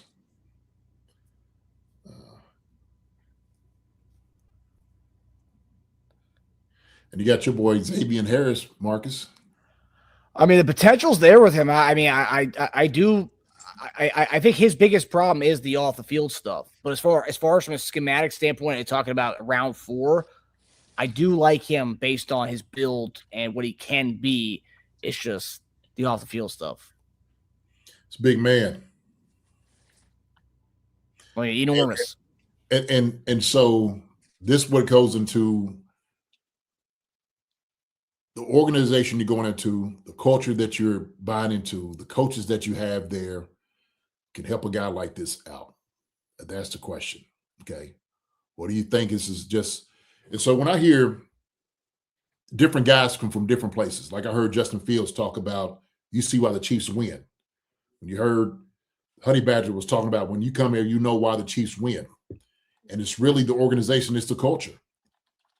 They understand once you get there, it's a different mindset. It's a different mentality. And so maybe a guy like this, that you have a Chris Jones, they could speak to, talking about what it means to be a defensive tackle, being from Mississippi, you know, homegrown guy that you could, you know, somewhat relate to. Older guy, you get in his ear. That's the thing. He has all his potential. And like I said, his is just that effort sometimes where he just doesn't give it. But do you have somebody who can put a boot up his tail to say, this is the guy we need? We see it in you. We see you dominate. At times, it looks like it's just easy to you. The other times, you just disappear because it's like, are you just being lazy or you just don't have it in you? That could be totally different. And I do believe that, you know, defensive tackle is somebody that we need. Safety-wise, go to your safeties now. Let me see your safeties now.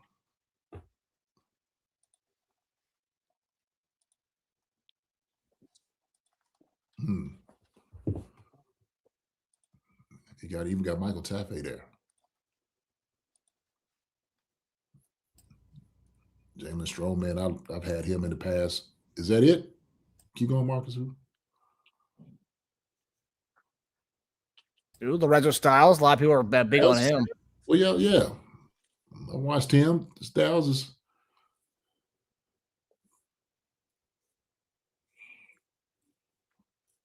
And when we address safety in free agency.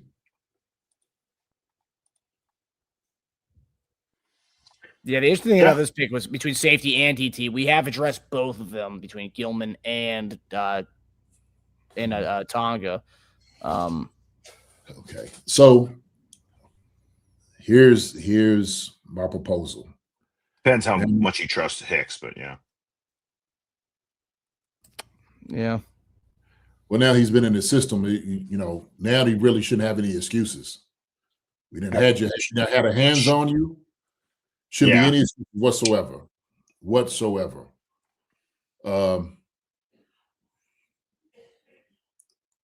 You got tight end. If this is the time to address tight end, if you want to, athletic guy talked about.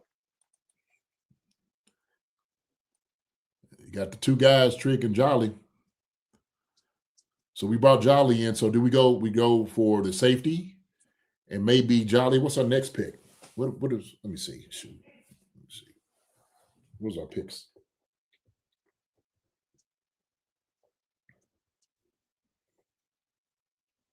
We're at 148 next after this one, and 169 after that. So we go from 109 to 148 to 169. Okay. And they like Justin Jolly. They brought him in for a reason. But as far as the positions of needs, right? So like of we say D tackle, we say safety, we say tight end. Of those, what do you think is more of a priority? I'm seeing a lot of Bud Clark in the chat. I'm seeing someone. Yeah, a lot of people I go Clark personally. I go Clark or Kilgore at this spot. Yeah, I think they're just playmaking pieces on the back end of your defense. I think all the reasons that you could have sold me, or not sell me, but all the reasons I would try to sell people on why we would take Caleb Downs, I could say Kilgore. Kilgore's not Downs, but he brings a lot of those same things. Slot, box, just a really good nickel guy. You can move him around. You can place him deep if you want to try that. He tested really well, so I don't think he's getting, I don't think you have to worry about him really getting beat. He ran 4.4. He's an athlete. He's a dog. He's another guy who's like a second or third round rated player. Clark too. Clark's same way. Clark's slightly more liability in the run game. Kilgore's like a Keontae Scott in that regard. Like he'll come up and hit you as a yeah, exactly. Donald Jeffrey Trumpstein said same thing.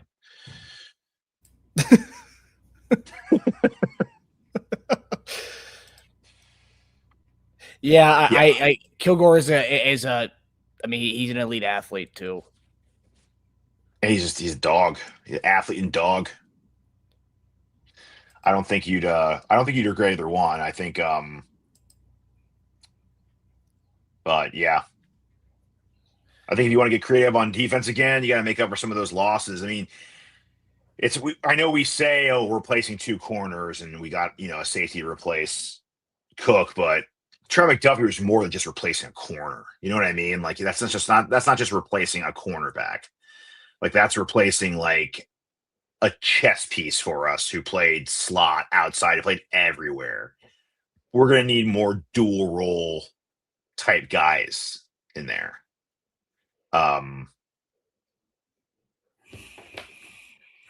But yeah. For me, I would say Kilgore being on there is doing some research on him. I would probably go. I would go Kilgore. He's highly rated, isn't he? He's pretty highly rated. Yeah, he's up there. He's like people have like second, third round grade on him.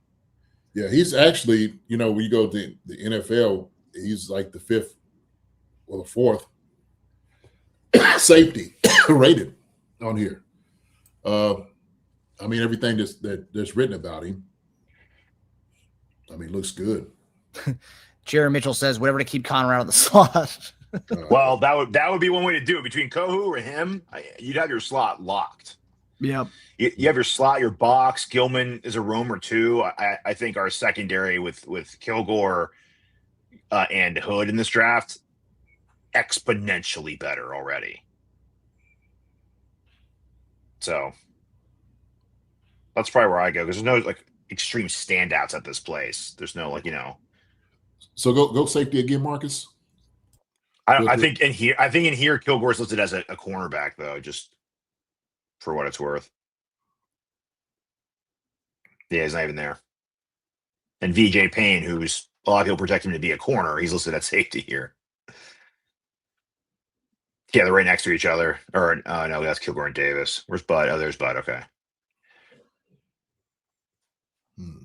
What's Bud too? I think he's an older prospect, isn't he? Let me see.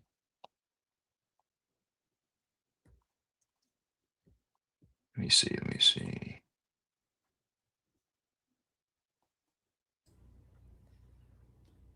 Yeah, for me, I would be out on tight end with this pick just because there are a lot of good tight ends still left out there.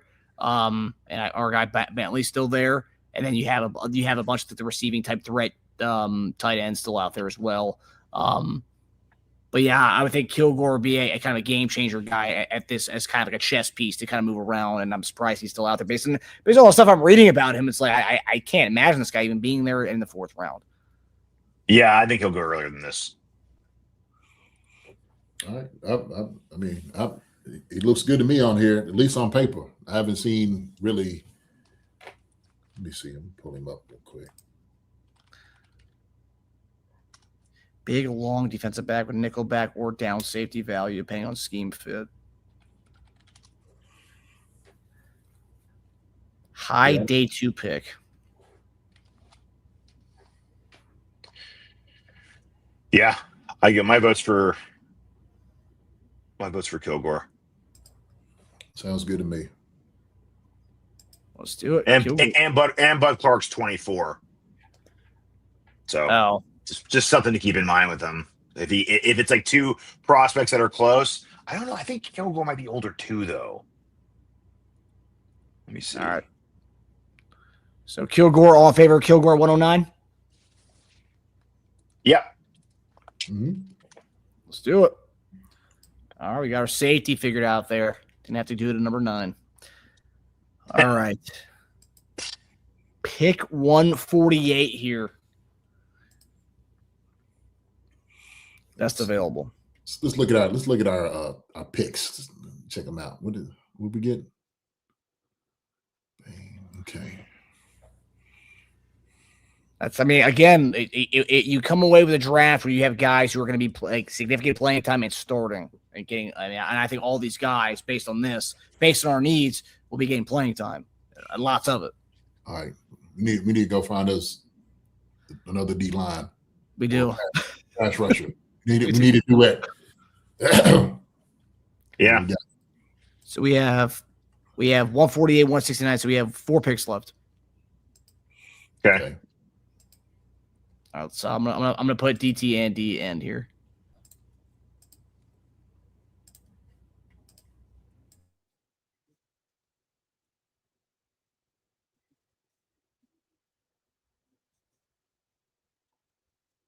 Ooh. Yeah. Think James Thompson in the 6th rounds call my name. Hey, God. Yeah. I don't think that's nah, man. Nah, Our guy Tucker's gone. Nah, he ain't there. I was looking for him. Can you scroll on this list? Just the one we have up. The main one. Yeah. I see Tim Keenan out there a lot. What do you guys say about Tim Keenan, the D tackle from Alabama? He's always a name I stumble across during these. I think I have. Let me see if I have notes on him that I have. And this is a name for you guys to look at too. He's going late. He actually had decent measurables, but Patrick Payton, edge rusher from LSU, like 6'5", 260. He's got the size. No, JD. His first 2 highlights was horrible. He got knocked off the ball. Heck no. No, sir. Yeah, Keenan's just a typical little keg-built nose tackle. That is what's the name? Nandi all over. Let's see. Who we got? Who's the other guys we got? Yeah, it is naughty-esque, that's for sure. Fire hydrant nose tackle.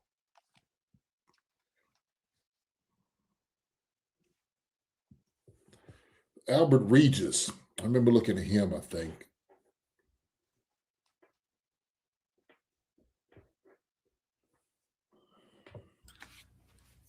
Does a decent run defense grade. Pass rush kind of meh. 72 is not bad. Let me see. He got some quickness. Kyle Harrison says Jordan Vandenberg, Georgia Tech. Regis is like a heavily used nose tackle, dirty work type D tackle. Bring up others.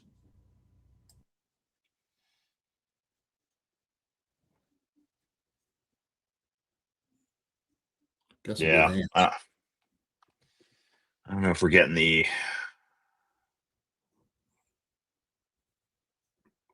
This Vincent Anthony Jr. is a guy that we met with at the Senior Bowl.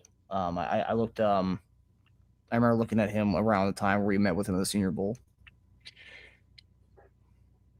Can you go back to the big list? I don't know if forcing D tackle on DN might be rough with what's out there.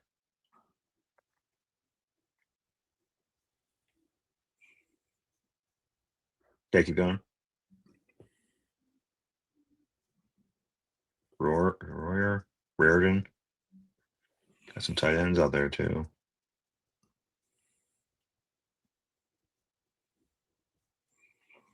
Who's Okay. who's the edge? Who's the edge guys?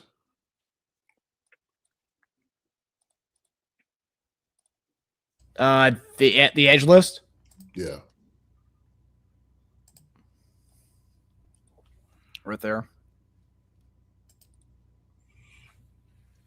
Now, Caden Curry had a lot of good stats. He did. Mm-hmm. I remember him.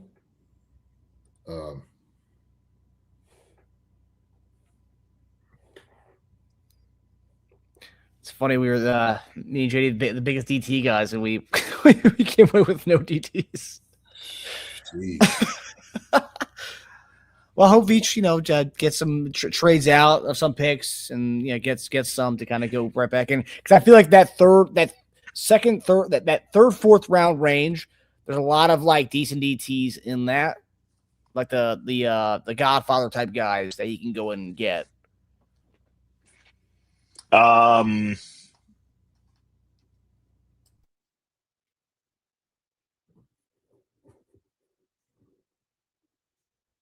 you go to receivers for me? Receiver. Whoa. Yeah, I mean, we're not set after 5'5" Zachariah Branch. He's better where we was at. That's for daggone sure. 100%. We have playmaking now. We always look for the tall guys. We never use them. Just don't. Yeah. I see a tall guy out there right now. Who, Douglas? Caldwell. Oh, yeah. 6'5". 6'5" and ran like the wind. Apparently, Mahomes is praising both the Texas Tech guys, obviously Texas Tech, but Douglas and Virgil, he's pretty high on if you talk to Mahomes. So,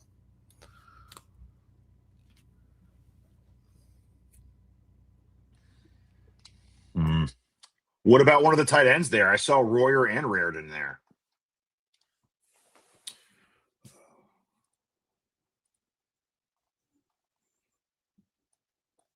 No. I'll say it this way. Depending on how it looks, the pass catching tight ends I was looking for. I mean, I like Royer. He's a good tight end. If Bringenstool is who we think he is, maybe you go get the blocking guy that can kind of do a little bit. I'm looking at, they were, My boy Katron Allen's still out there. no, I'm not going running back, man. Yeah. I'd rather force D tackle or edge over a running back. Let's go get an undrafted free agent as running back. There's a lot of them out there. Just bring back Kareem and call it a day. Yeah. You guys are going to be saying that until he's in a casket, that guy, man. Guys, Kareem's going to be 75 years old. You guys are going to be talking about bringing Kareem. Hey, man, until he can stop him the short yards, then, yeah, I will say that. That's right. Until he can't do it anymore. Show me different. He was so good. We spent $15 million on a running back. We're talking about short yards. About a certain role, dude. Like, I think you keep missing that part. You keep missing the 3rd and 1, the 3rd and 2, and then the 4th and 1. I mean, you forget. I just went to Kareem Hunt. It says he's a free agent. We don't have him on our team right now. You mean? No, He's but not on the Chiefs roster? I'm saying as opposed to drafting one, you can go get one and get him. But you're projecting the rest of the future with the Chiefs and who they get in like 6 months, 4 months from now. Like, we don't know we're going to get Hunt. Like, a draft is based on what you have today. Otherwise, we shouldn't have gotten Branch if you think we're going to get Tyreek Hill in a month from now. So who we have today is we have K9, we have Rashard Smith. Okay. All right. We just did Mercado. We got guys. Which one of those guys is picking up a 3rd and 2? Well, we can get that guy as an undrafted free agent if we need to. We can. We can get another running back that can do what we need to do on 3rd and 2. We can. So I don't think we got more pressing needs as opposed for a running back. Yeah. We need to get a tight end. We need to get an interior D line. Shoot, I'd rather go get a. I thought you just said you were fine with Bringenstool. I am. I am. I am fine with him. What I was saying is, if we didn't get a receiving tight end like the ones I was talking about, Trigg, Roush, like Trigg was there, I would have taken him maybe above Kilgore. I would have done that because he would have been an heir apparent for sure for Travis Kelce. For sure. Wow. For sure? For sure. Absolutely. Wow. We're not bringing him in to just, to be a Jody Fortson. We want him to come in and catch footballs, which he does. He would have done a heck of a job of doing that. Like you said, he's the most highlight reel tight end that we've seen in this draft. He's I mean, he does. Yeah. Gerald Everett. This is what you said, Gerald Everett, right? That's true. He's a basketball player playing football. We've seen those guys and what they do. And we can go down the line of what those guys, what they bring in as far as production. And sure, but I wouldn't have called Jared Everett a obvious Kelce one-for-one replacement, though. But no, we're not. I'm not saying he's going to get the full production, but he can absolutely catch 70 balls to 80 for sure in this offense. No doubt about it. Michael Trigg, he caught 50 down there at Baylor. Yeah, you're much bigger of a Trigg fan than I am. Yeah, I am. I mean, I'm just telling you, playing tight end. I know what it would look like to have a guy like that in this offense. And I totally hear you, but I've also heard GMs who watch him saying there's plays where he doesn't know where he is on the field, and you can't have a tight end like that on your playing meaningful snaps. A guy who doesn't know where he is and what down it is. I mean, that's just not. Come on, man. How does GM say something like? How does he know? How does he know what the guy knows or not? And then two, like I said, thank God that we run an offense where he was saying, "Hey, run and get open." What's a better offense than being in something like this? Yeah. I mean, he had to know something. He caught 50-something balls last year. He had to know something. I tell you what he did know. He knew how to catch the football. He knew how to get open. That's what we need. So, we do a lot of like this scramble drill with our guys. That's why we work and we operate, getting guys open. I'm just saying Trigg would have been a nice addition as opposed to like a Travis Kelce who might be leaving after this year, which I think he probably would. I'm not saying he's not going to catch 100-something balls, but shoot, and you get 70, it'd be perfect. I think Bringerstool can actually kind of be that guy. I think he could. And so hopefully he is, maybe not. We don't know. Jared Wiley, he's still there. What do we do with him? Is Jared Wiley going to catch 70 balls? That's a problem with tight end is that we actually do have a pretty full room right now, today, this season. So it's like, how good does a tight end have to be for us to take him and say bye-bye to one of the guys we do have? Yeah. I think you have to be pretty good, right? Like that's going to be a tough ask. Well, I would say like you can't at a certain point you can't force it anymore. Like I think at this point in the draft, can't force tight end. I mean, I think we say we'll see how Burnstool looks this year, and that becomes a big thing for us to go either the first round or second round next year. Because look, in this draft, we've already got our future right tackle, so we're good on that for the next 4 years. We got our edge, and it looks like if we push to next year, it looks like we got D tackle, and it looks like tight end potentially to go to and next year's draft based on what we've got in this draft so far. We're not going to fill every need in this draft. We're going to fill as much as we can so far. But I say with these last 4 picks, I think it's talking linebacker, we're talking edge, we're talking D line. I think you just need to hammer those last 3 with these last 4 picks we have. I don't know if you guys agree. No, I do agree with you. I'm saying that I just don't want to force a D line pick that when it's not like good value. That's all. Well, we're talking about rotational pieces, and that's where we're looking. We're looking for good value. We're looking for a good value guy. We just don't want a guy like I think the dude Caden Curry, because of his production, is a decent pick for one. Skylar Gill-Howard, I mean, he's rated pretty high. He's tiny. Is he? I mean, he's 6 foot. I mean, he's a pass rushing specialist D tackle, but he's 6 foot 280. So it's about 6'1", 280. But he's got a tremendous first step. I mean, his pass rush grade is pretty elite from a D tackle standpoint. Yeah, I was trying to remember. Tej, do you have any take on Skylar Gill-Howard? or him as a pass rushing DT? No, I didn't really do. No, I didn't really do much on him. Gil Howard's an undersized one-gapper using suddenness and leverage to elude the clutches of bigger players. He plays with a nonstop motor and palpable sense of urgency, creating wins off the snap against the run and pass. He gives blockers no reps off. Secondary effort and block counters keeps him in the play longer. Gil Howard lacks functional size and length, which make him both scheme and matchup dependent as a pro. He needs to major in disruption and chaos to find a long-term home as a rotational upfield tackle. Is this Norman Lot insurance? Is that what we're doing right now? We're getting Norman Lot insurance? No, I'm just talking about a rotational D tackle. And that's somebody. It's someone who popped off based on his grades. That's all. And you're giving getting those guys earlier, like Xavion would have given Chris Jones a break. Yep. Keep him like that rotational part is that's what you want. When Chris Jones comes out, you want a guy to come in and still be a disruptor. Xavier would have been a perfect fit, to have him. I think might have went with him. Just take James Thompson at 210. He'll give you 95% of what Xavier going to give you. What do you mean? He's going to give it to you. I don't know if he's going to get it. He's going to be all over the field. I don't know if he's going to make the play, but he'll be in there. I mean, I think with these last 4 picks, I think at least 2 of these picks need to be D tackle. So I mean, if it is James Thompson or whoever, I think 2 D tackles need to be picked within these last 4 picks, especially since we didn't get any with the top 4 or top 5, or at least one. At least one. Yeah. What, linebacker? A D tackle. D tackle. Oh, D tackle. Yeah. And I think edge needs to be in there as well. Linebackers also, I think there's actually some decent guys out there at linebacker right now. yeah.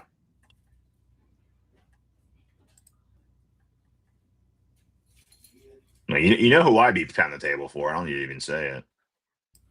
Right now? Who you pounding the table for? As far as linebacker goes, I would love Jefferson. Yeah, he's ranked really low on this thing.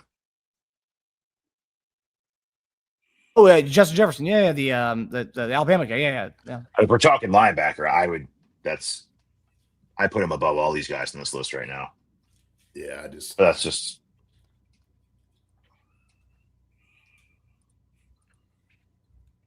But where would you guys go right now? Like as far as, so you would go Jefferson, JD. What would you go right now? If we're talking linebacker, I would go Jefferson. I go Katron Allen or Moss, the running backs. You guys don't want running back. I mean, linebackers, I think there's better linebackers than Jefferson. I mean, I know he's a scrappy guy, but I mean, he's undersized. I mean, there's a reason, he is where he is, to be honest with you. He's out there on the field, but he looks like they probably try to convert him from a safety to a linebacker. Is that what happened with him? I don't know his. I don't think so. History. Let me see. But I mean, I watched him play, but like I said, going in there and making plays, he would always flash, but wasn't always guy making the play. The thing is, our D tackle guys are kind of gone, but man, I like to get at least a rotational piece. Somebody. Shoot.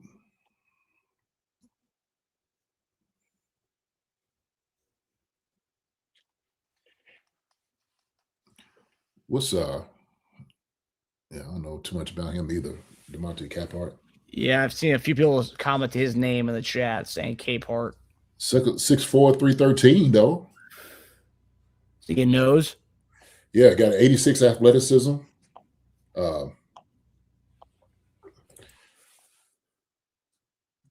He's big, broad, and long with heavy hands and impressive power in his upper half.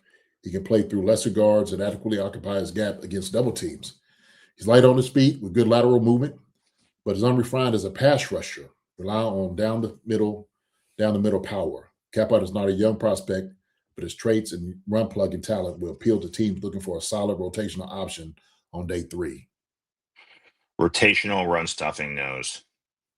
Didn't play a lot before this season. 6-year, 23-year-old senior.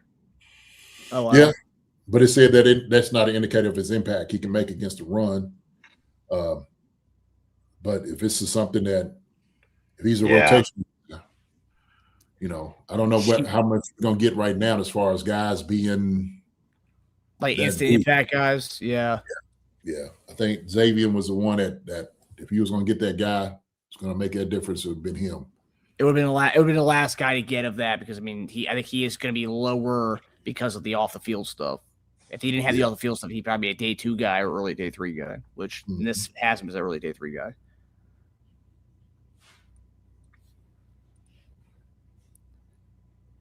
So where should we go here? I don't know. You guys are pretty dead set on D tackle, so just pick the best one that you guys find. I would say D tackle or edge. Who's on the edge? Caden Curry's a top guy.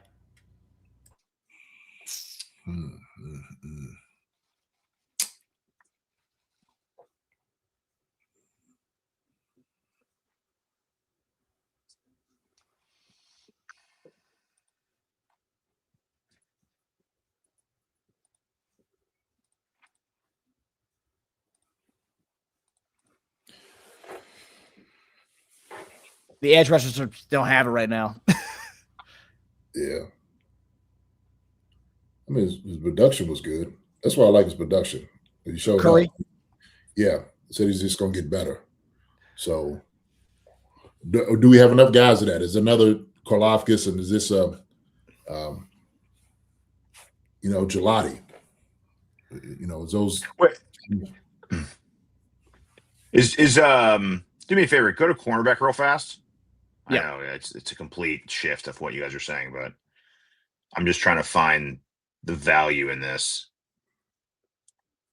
Julian Neal's still out there. I mean, I'd rather go to Julian Neal than these guys. These guys will all be there at our next pick. And Pricesock, too, and that's the guy they just had a visit with. Yeah, I mean, I think... Because I know the board says Kilgore is a cornerback. He's a safety. No, he's not. Yeah, he's nickel box, sometimes deep safety. So I think the strength of this draft right now is cornerback, to be completely honest. And we pick again in like 21. It's not too bad. Yeah. I think most of those guys will still be there, and we're not in love with any of them, right? No, right. And then, like you said, those guys will still be there. So between these 4 guys, I know Pricesock, we met with him. I know we talked about Thaddeus Dixon on our show as far as being a guy Belichick is a fan of. Another former Washington guy. Julian Neal, we haven't talked about much. Devon Marshall. Of these 4 guys, where do you think they go, or where would you go? I'd probably go Neal. You go Neal or Pricesock? Yeah. I think both are good physical man corners. Yeah. Let's go Kephart. Capehart? Yep. Let's try him. All right, let's do it.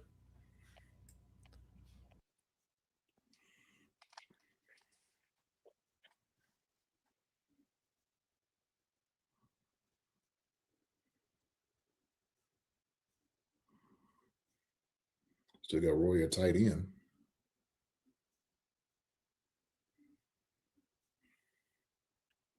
And Julian Neal's still there. Neal's still there, yeah.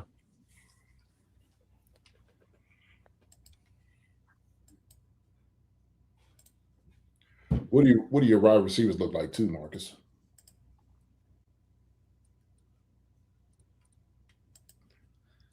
See if you can filter those out. Just go wide receiver, just filter everybody and just see what it looks like.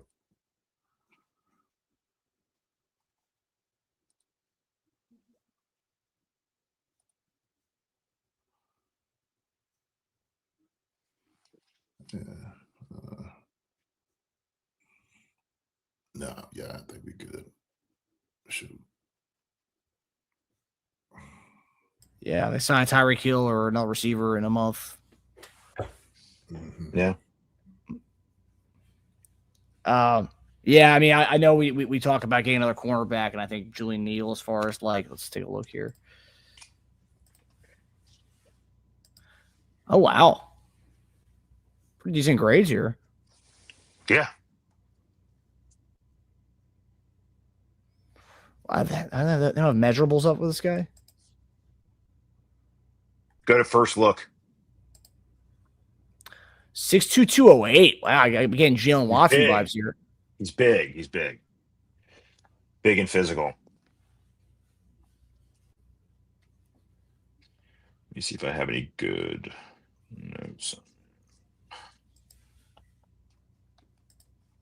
And then we have edge. And Kane Curry is still there at edge as well. So not much movement on this edge rush. And we probably and we pick again in 7 picks too. So we'd probably be able to get him there.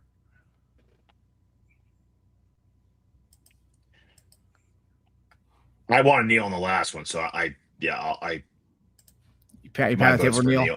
My vote's for Neil on this one. You He's went. gonna You, go way before this. He's gonna go like the third, fourth round probably. you was talking about Thaddeus Dixon too. Yeah, I like both those guys. I just think there's less questions of desire and commitment and maturity with Neil. I think when you have guys that are really close, look, I don't give a lot of credence to 8 driving citations, but when 2 prospects are really close, I'd give it to the guy who doesn't have that on his record. Personally, Yeah, I like the measurables.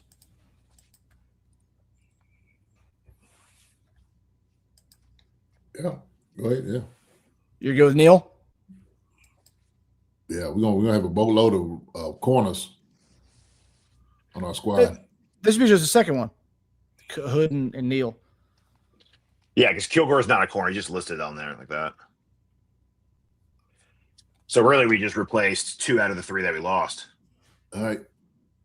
Or yeah. So we lost Josh Williams too, right? Yep. Yeah. All right, so 2 picks left, 176. I'm gonna filter this 210. out. Edge. Kane Curry is there still, so we can fulfill that edge spot. Tight ends. Look at tight ends again. It's Kazole time. Is Kazole out there? Koziol? Royer's still there. Brown's Yeah, name? Royer's still there. yeah, Koziol, the Houston tight end, but Yeah. he gives me a lot of Brennan Stool type vibes. We already have Brennan Stool, and it's very similar. Yeah. It's true. Is Royer blocking? Is he more of like a pass? He's more of a pass catcher, or can he? Joey Royer. Yeah. He does a little bit of it all, man. He's on the film. He looks pretty good. He looks good. And I think to be honest with you, I think that whole being at Cincinnati, being a tight end, Travis Kelce, that like you want. It's true. I didn't even think about that. Yeah, Yeah. That's what you want to. That's just. Well, click on his name. It'll show his blocking, or at least his run blocking. Yeah. The scouting report PFF has says Royer is a receiving focused tight end, best kept out of key blocking situations. Get him out of there. Get He's him out. 24. He's 24 too. It's interesting. 46%, Oof. 46.3 Yeah, run block rate. yeah. No drops. Oh wow, okay, that's huge. Contested catch rate's really high too. Yeah, so we got that guy. Yeah, because I like Koziol from Houston, but yeah, he's a Brennan Stool guy or Brennan Stool type. Who else you got? Let me see the tight end list. Yeah. Check it out.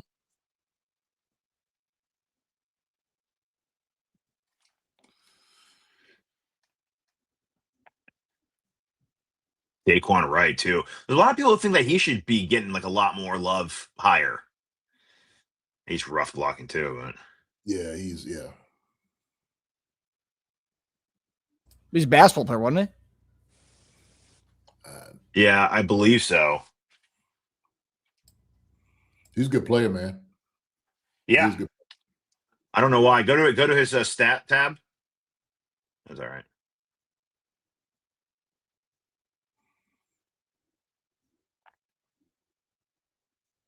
I mean, what do you have? 635? Is that what that is? 39 for 635 too. 16 per. It's no joke.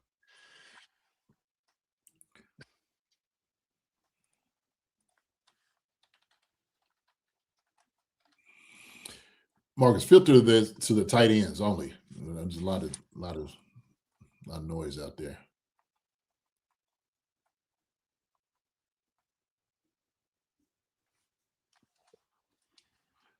The guy from Wyoming should be able to block, right? What's his name? We met with Delp too, right? We did. We met with Delp as well. Yep. Yeah. John Michael Gillenborg. Sounds like a Yellowstone character. There's Yellowstone right there on the horse. Yeah. Man, a worse blocking grade than the last two guys we looked at. 37 to 9. Wow. They just don't teach him to block anymore, JD. What the heck? Spanish, I mean, jeez.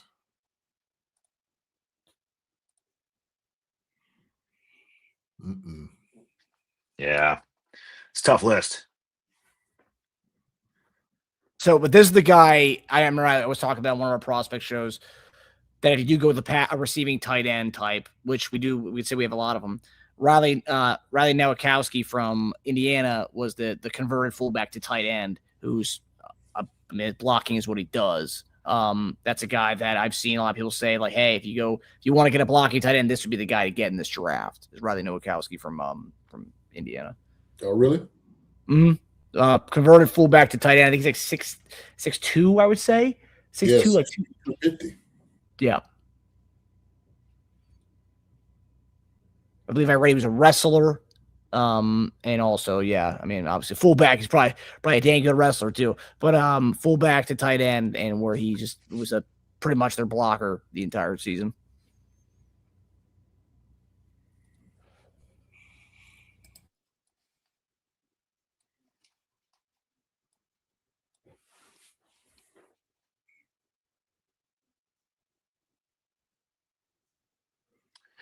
Miles Kleitzman. Oh, from Tennessee. Mm-hmm. Yeah, the edges really haven't moved at all. It's the same five guys who've been there for the last Yeah. Zed's dead, baby. Zed's dead.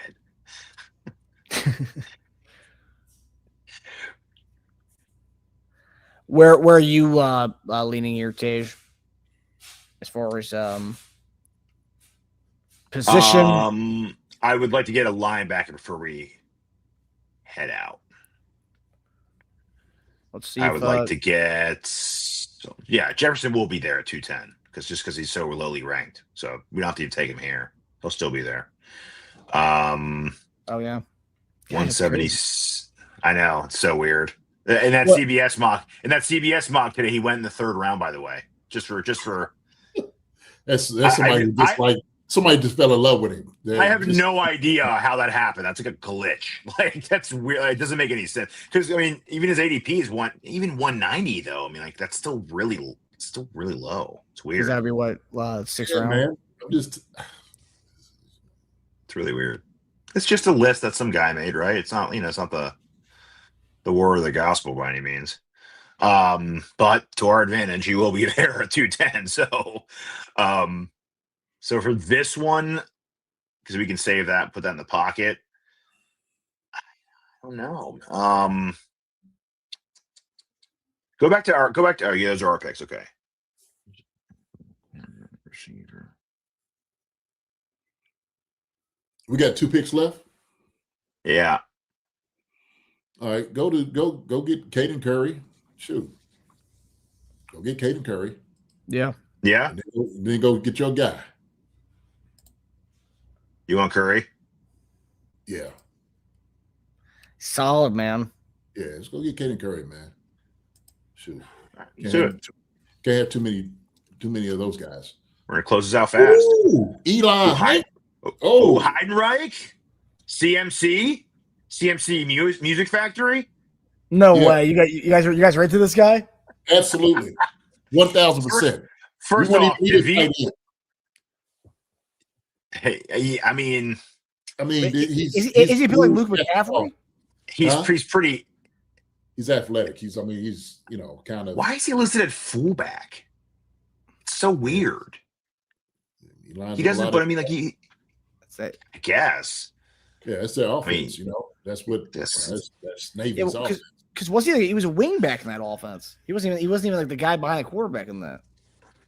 So that's how it would be, like off the ball, kind of a tight end, H back, kind of fullback. That's how they designate him as something like that. But he's athletic. I like him a lot, man. I actually wondered if he was going to be there.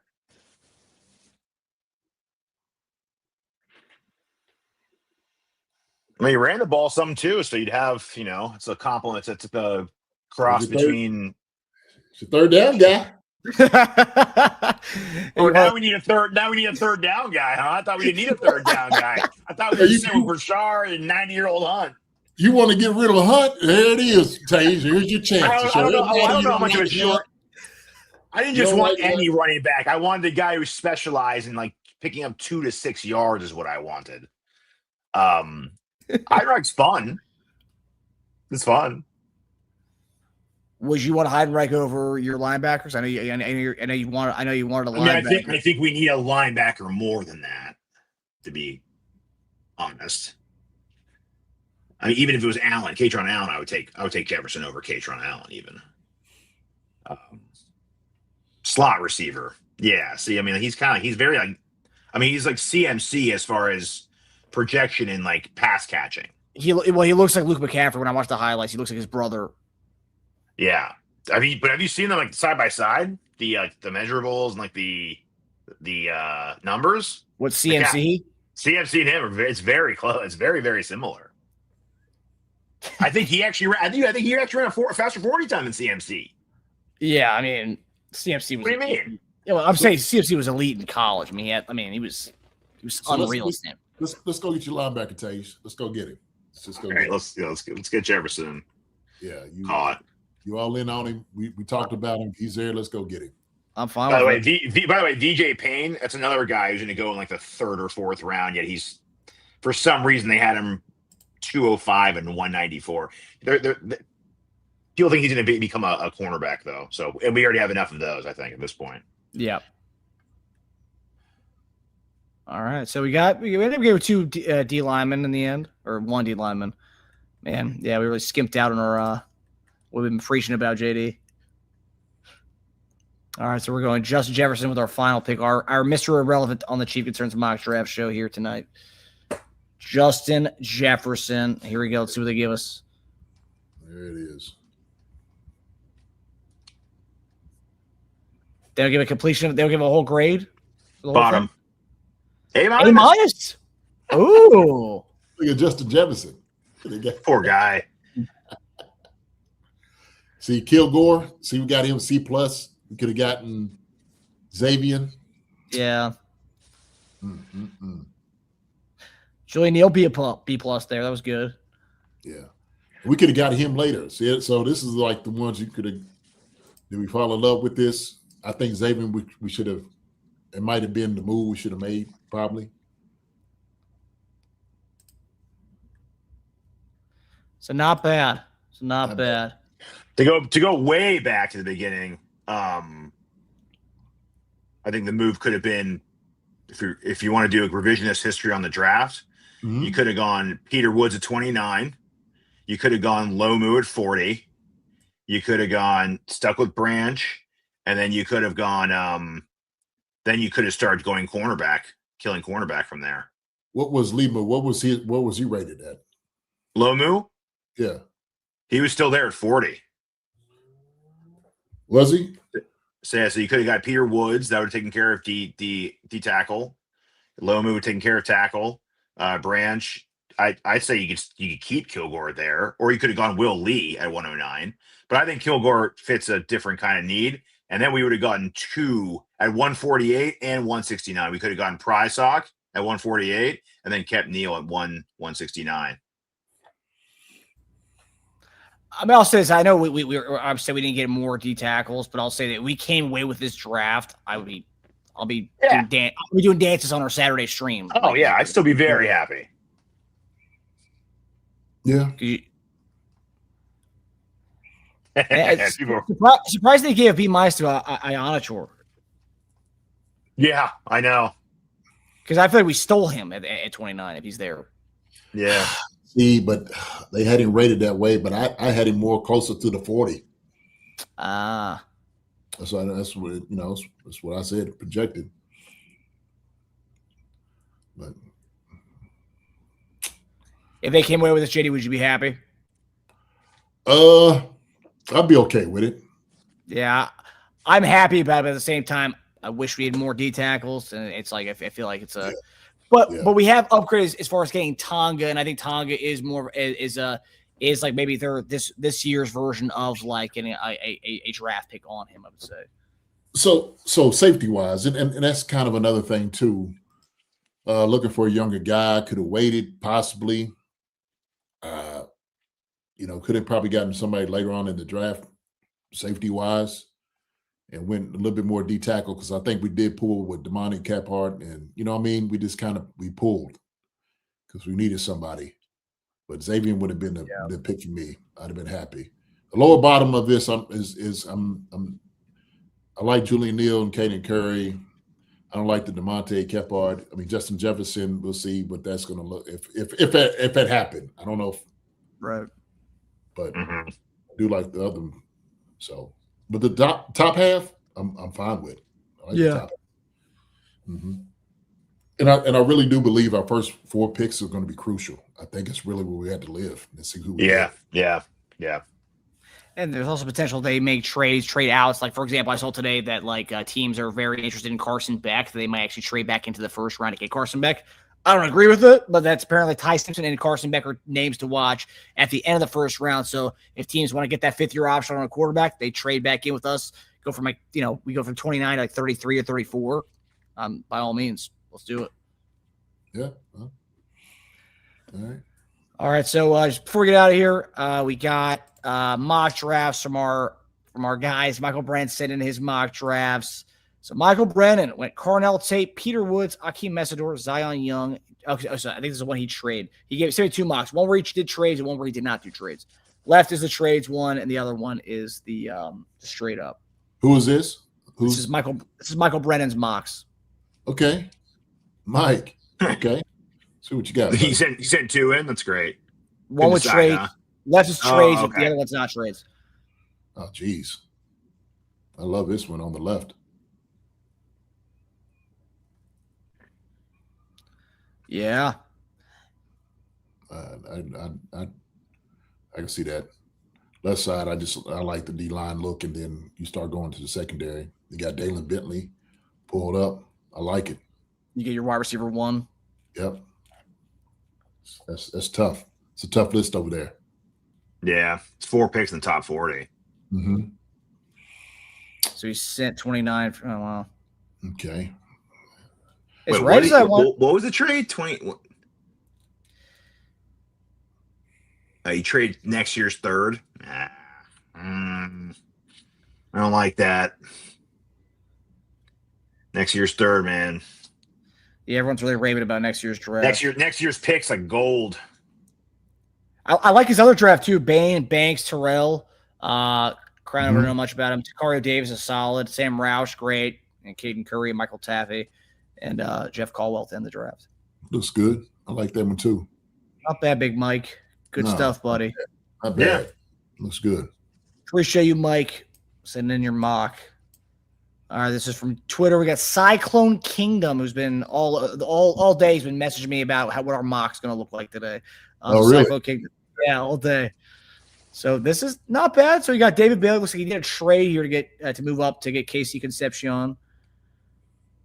So you get your edge and you get your receiver in the round 1. Cornerback at 74. Okay. The guard, or is that center? Do you go center there? That's what it says. OC, right? Yeah. Interesting.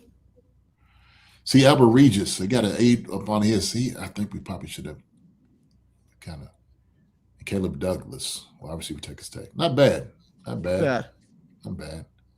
Not bad, Cyclone Kingdom. Yeah, I want to went with center, but I mean, he got a good grade. But I mean, our need, I don't think we needed to go there with it. But hey, it looks good. Looks good.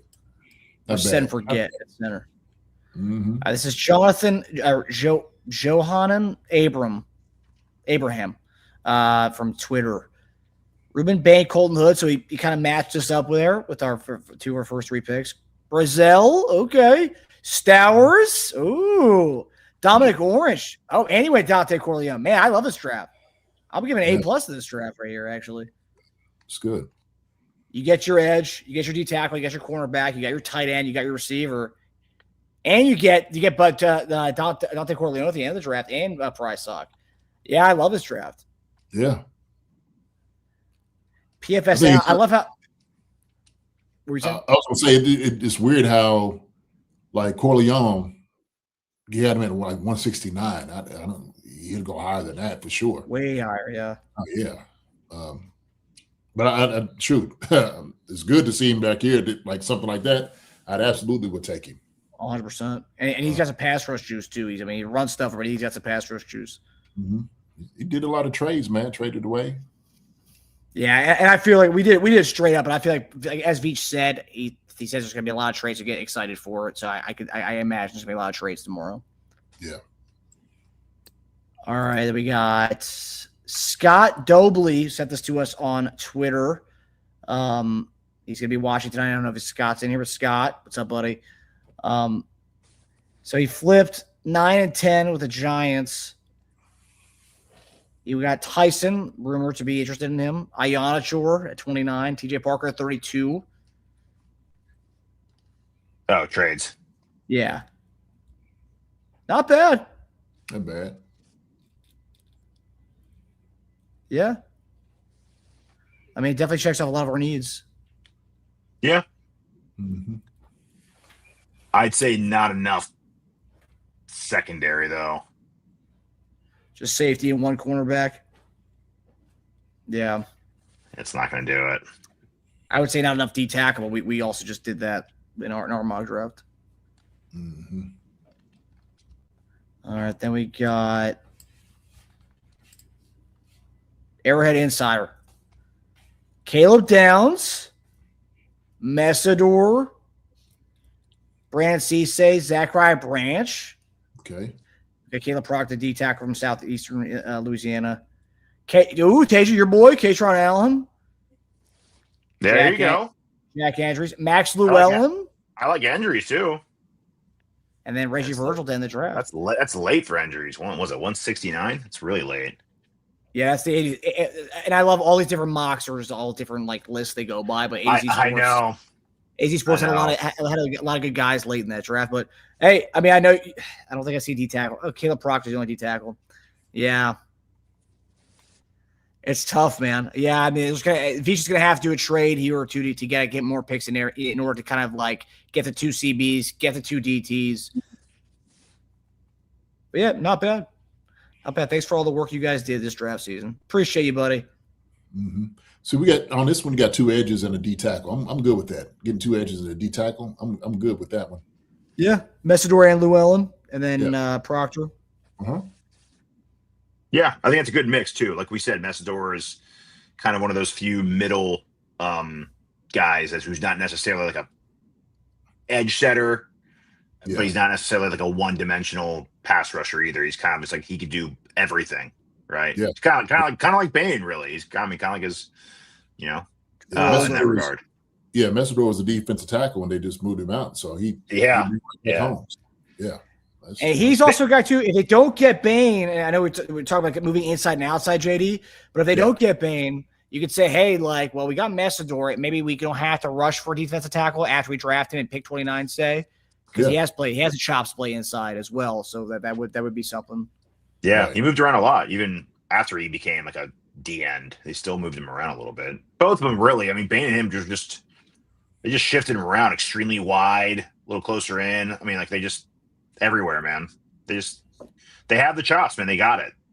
Yeah. And with Llewellyn, you got more of like a one-dimensional, just spin move artist. Yeah. But that does it. We appreciate everyone who set the mocks. We appreciate everybody who's hung around with us all night throughout this, and hung around all of us throughout all the prospect shows we've done. Usually our prospect shows are the longest episodes we do. But yeah, we appreciate all that, all the love you guys did, all the feedback you guys gave us in the chat tonight as well. Love that. And hey, draft weekend has begun, guys. Mock draft night leads into our first round reaction show tomorrow night. So yeah, guys, it won't be 3 hours long, but we'll talk about both of our picks tomorrow night. But yeah, guys, appreciate everybody. And that does it for us on this mock draft show. JD, Tasia, love you guys. JD, close us out here, brother. Woo! Tomorrow's the day. Tomorrow is the day where we find out the direction the Chiefs are going. I'm excited. It is finally here. Thank goodness it is finally here. And so, like Marcus said, man, appreciate y'all coming out tonight, sticking with us. The mocks. I mean, it could have went in either other way. Tomorrow we'll know for sure what it's going to be. And so that's what I'm here for. So appreciate you, ladies and gents, for coming out tonight. Take care. God bless. We love you. We will see you all tomorrow for the draft. Yes, for the sir. show, baby. Day one. Yeah. Yes, sir. Day one. All right. Probably two picks, but if these trades out or trades up, who knows? But yeah, so we will see you guys around 10:30, 11 o'clock tomorrow night to react to round one of the NFL draft. So love you all. Everyone get rest. It's going to be a long next 3 days. We'll see y'all later. Love you guys. Yeah, man. Love you guys. All right. Love you, man. See you, fellas. Bye. Hi, everybody. Thanks for watching. Subscribe here to get the latest from the show. Also, be sure to check out the best clips from Chief Concerns. And if you prefer to listen to the show, subscribe and follow us on Apple Podcasts, Spotify, and anywhere else you get your podcasts.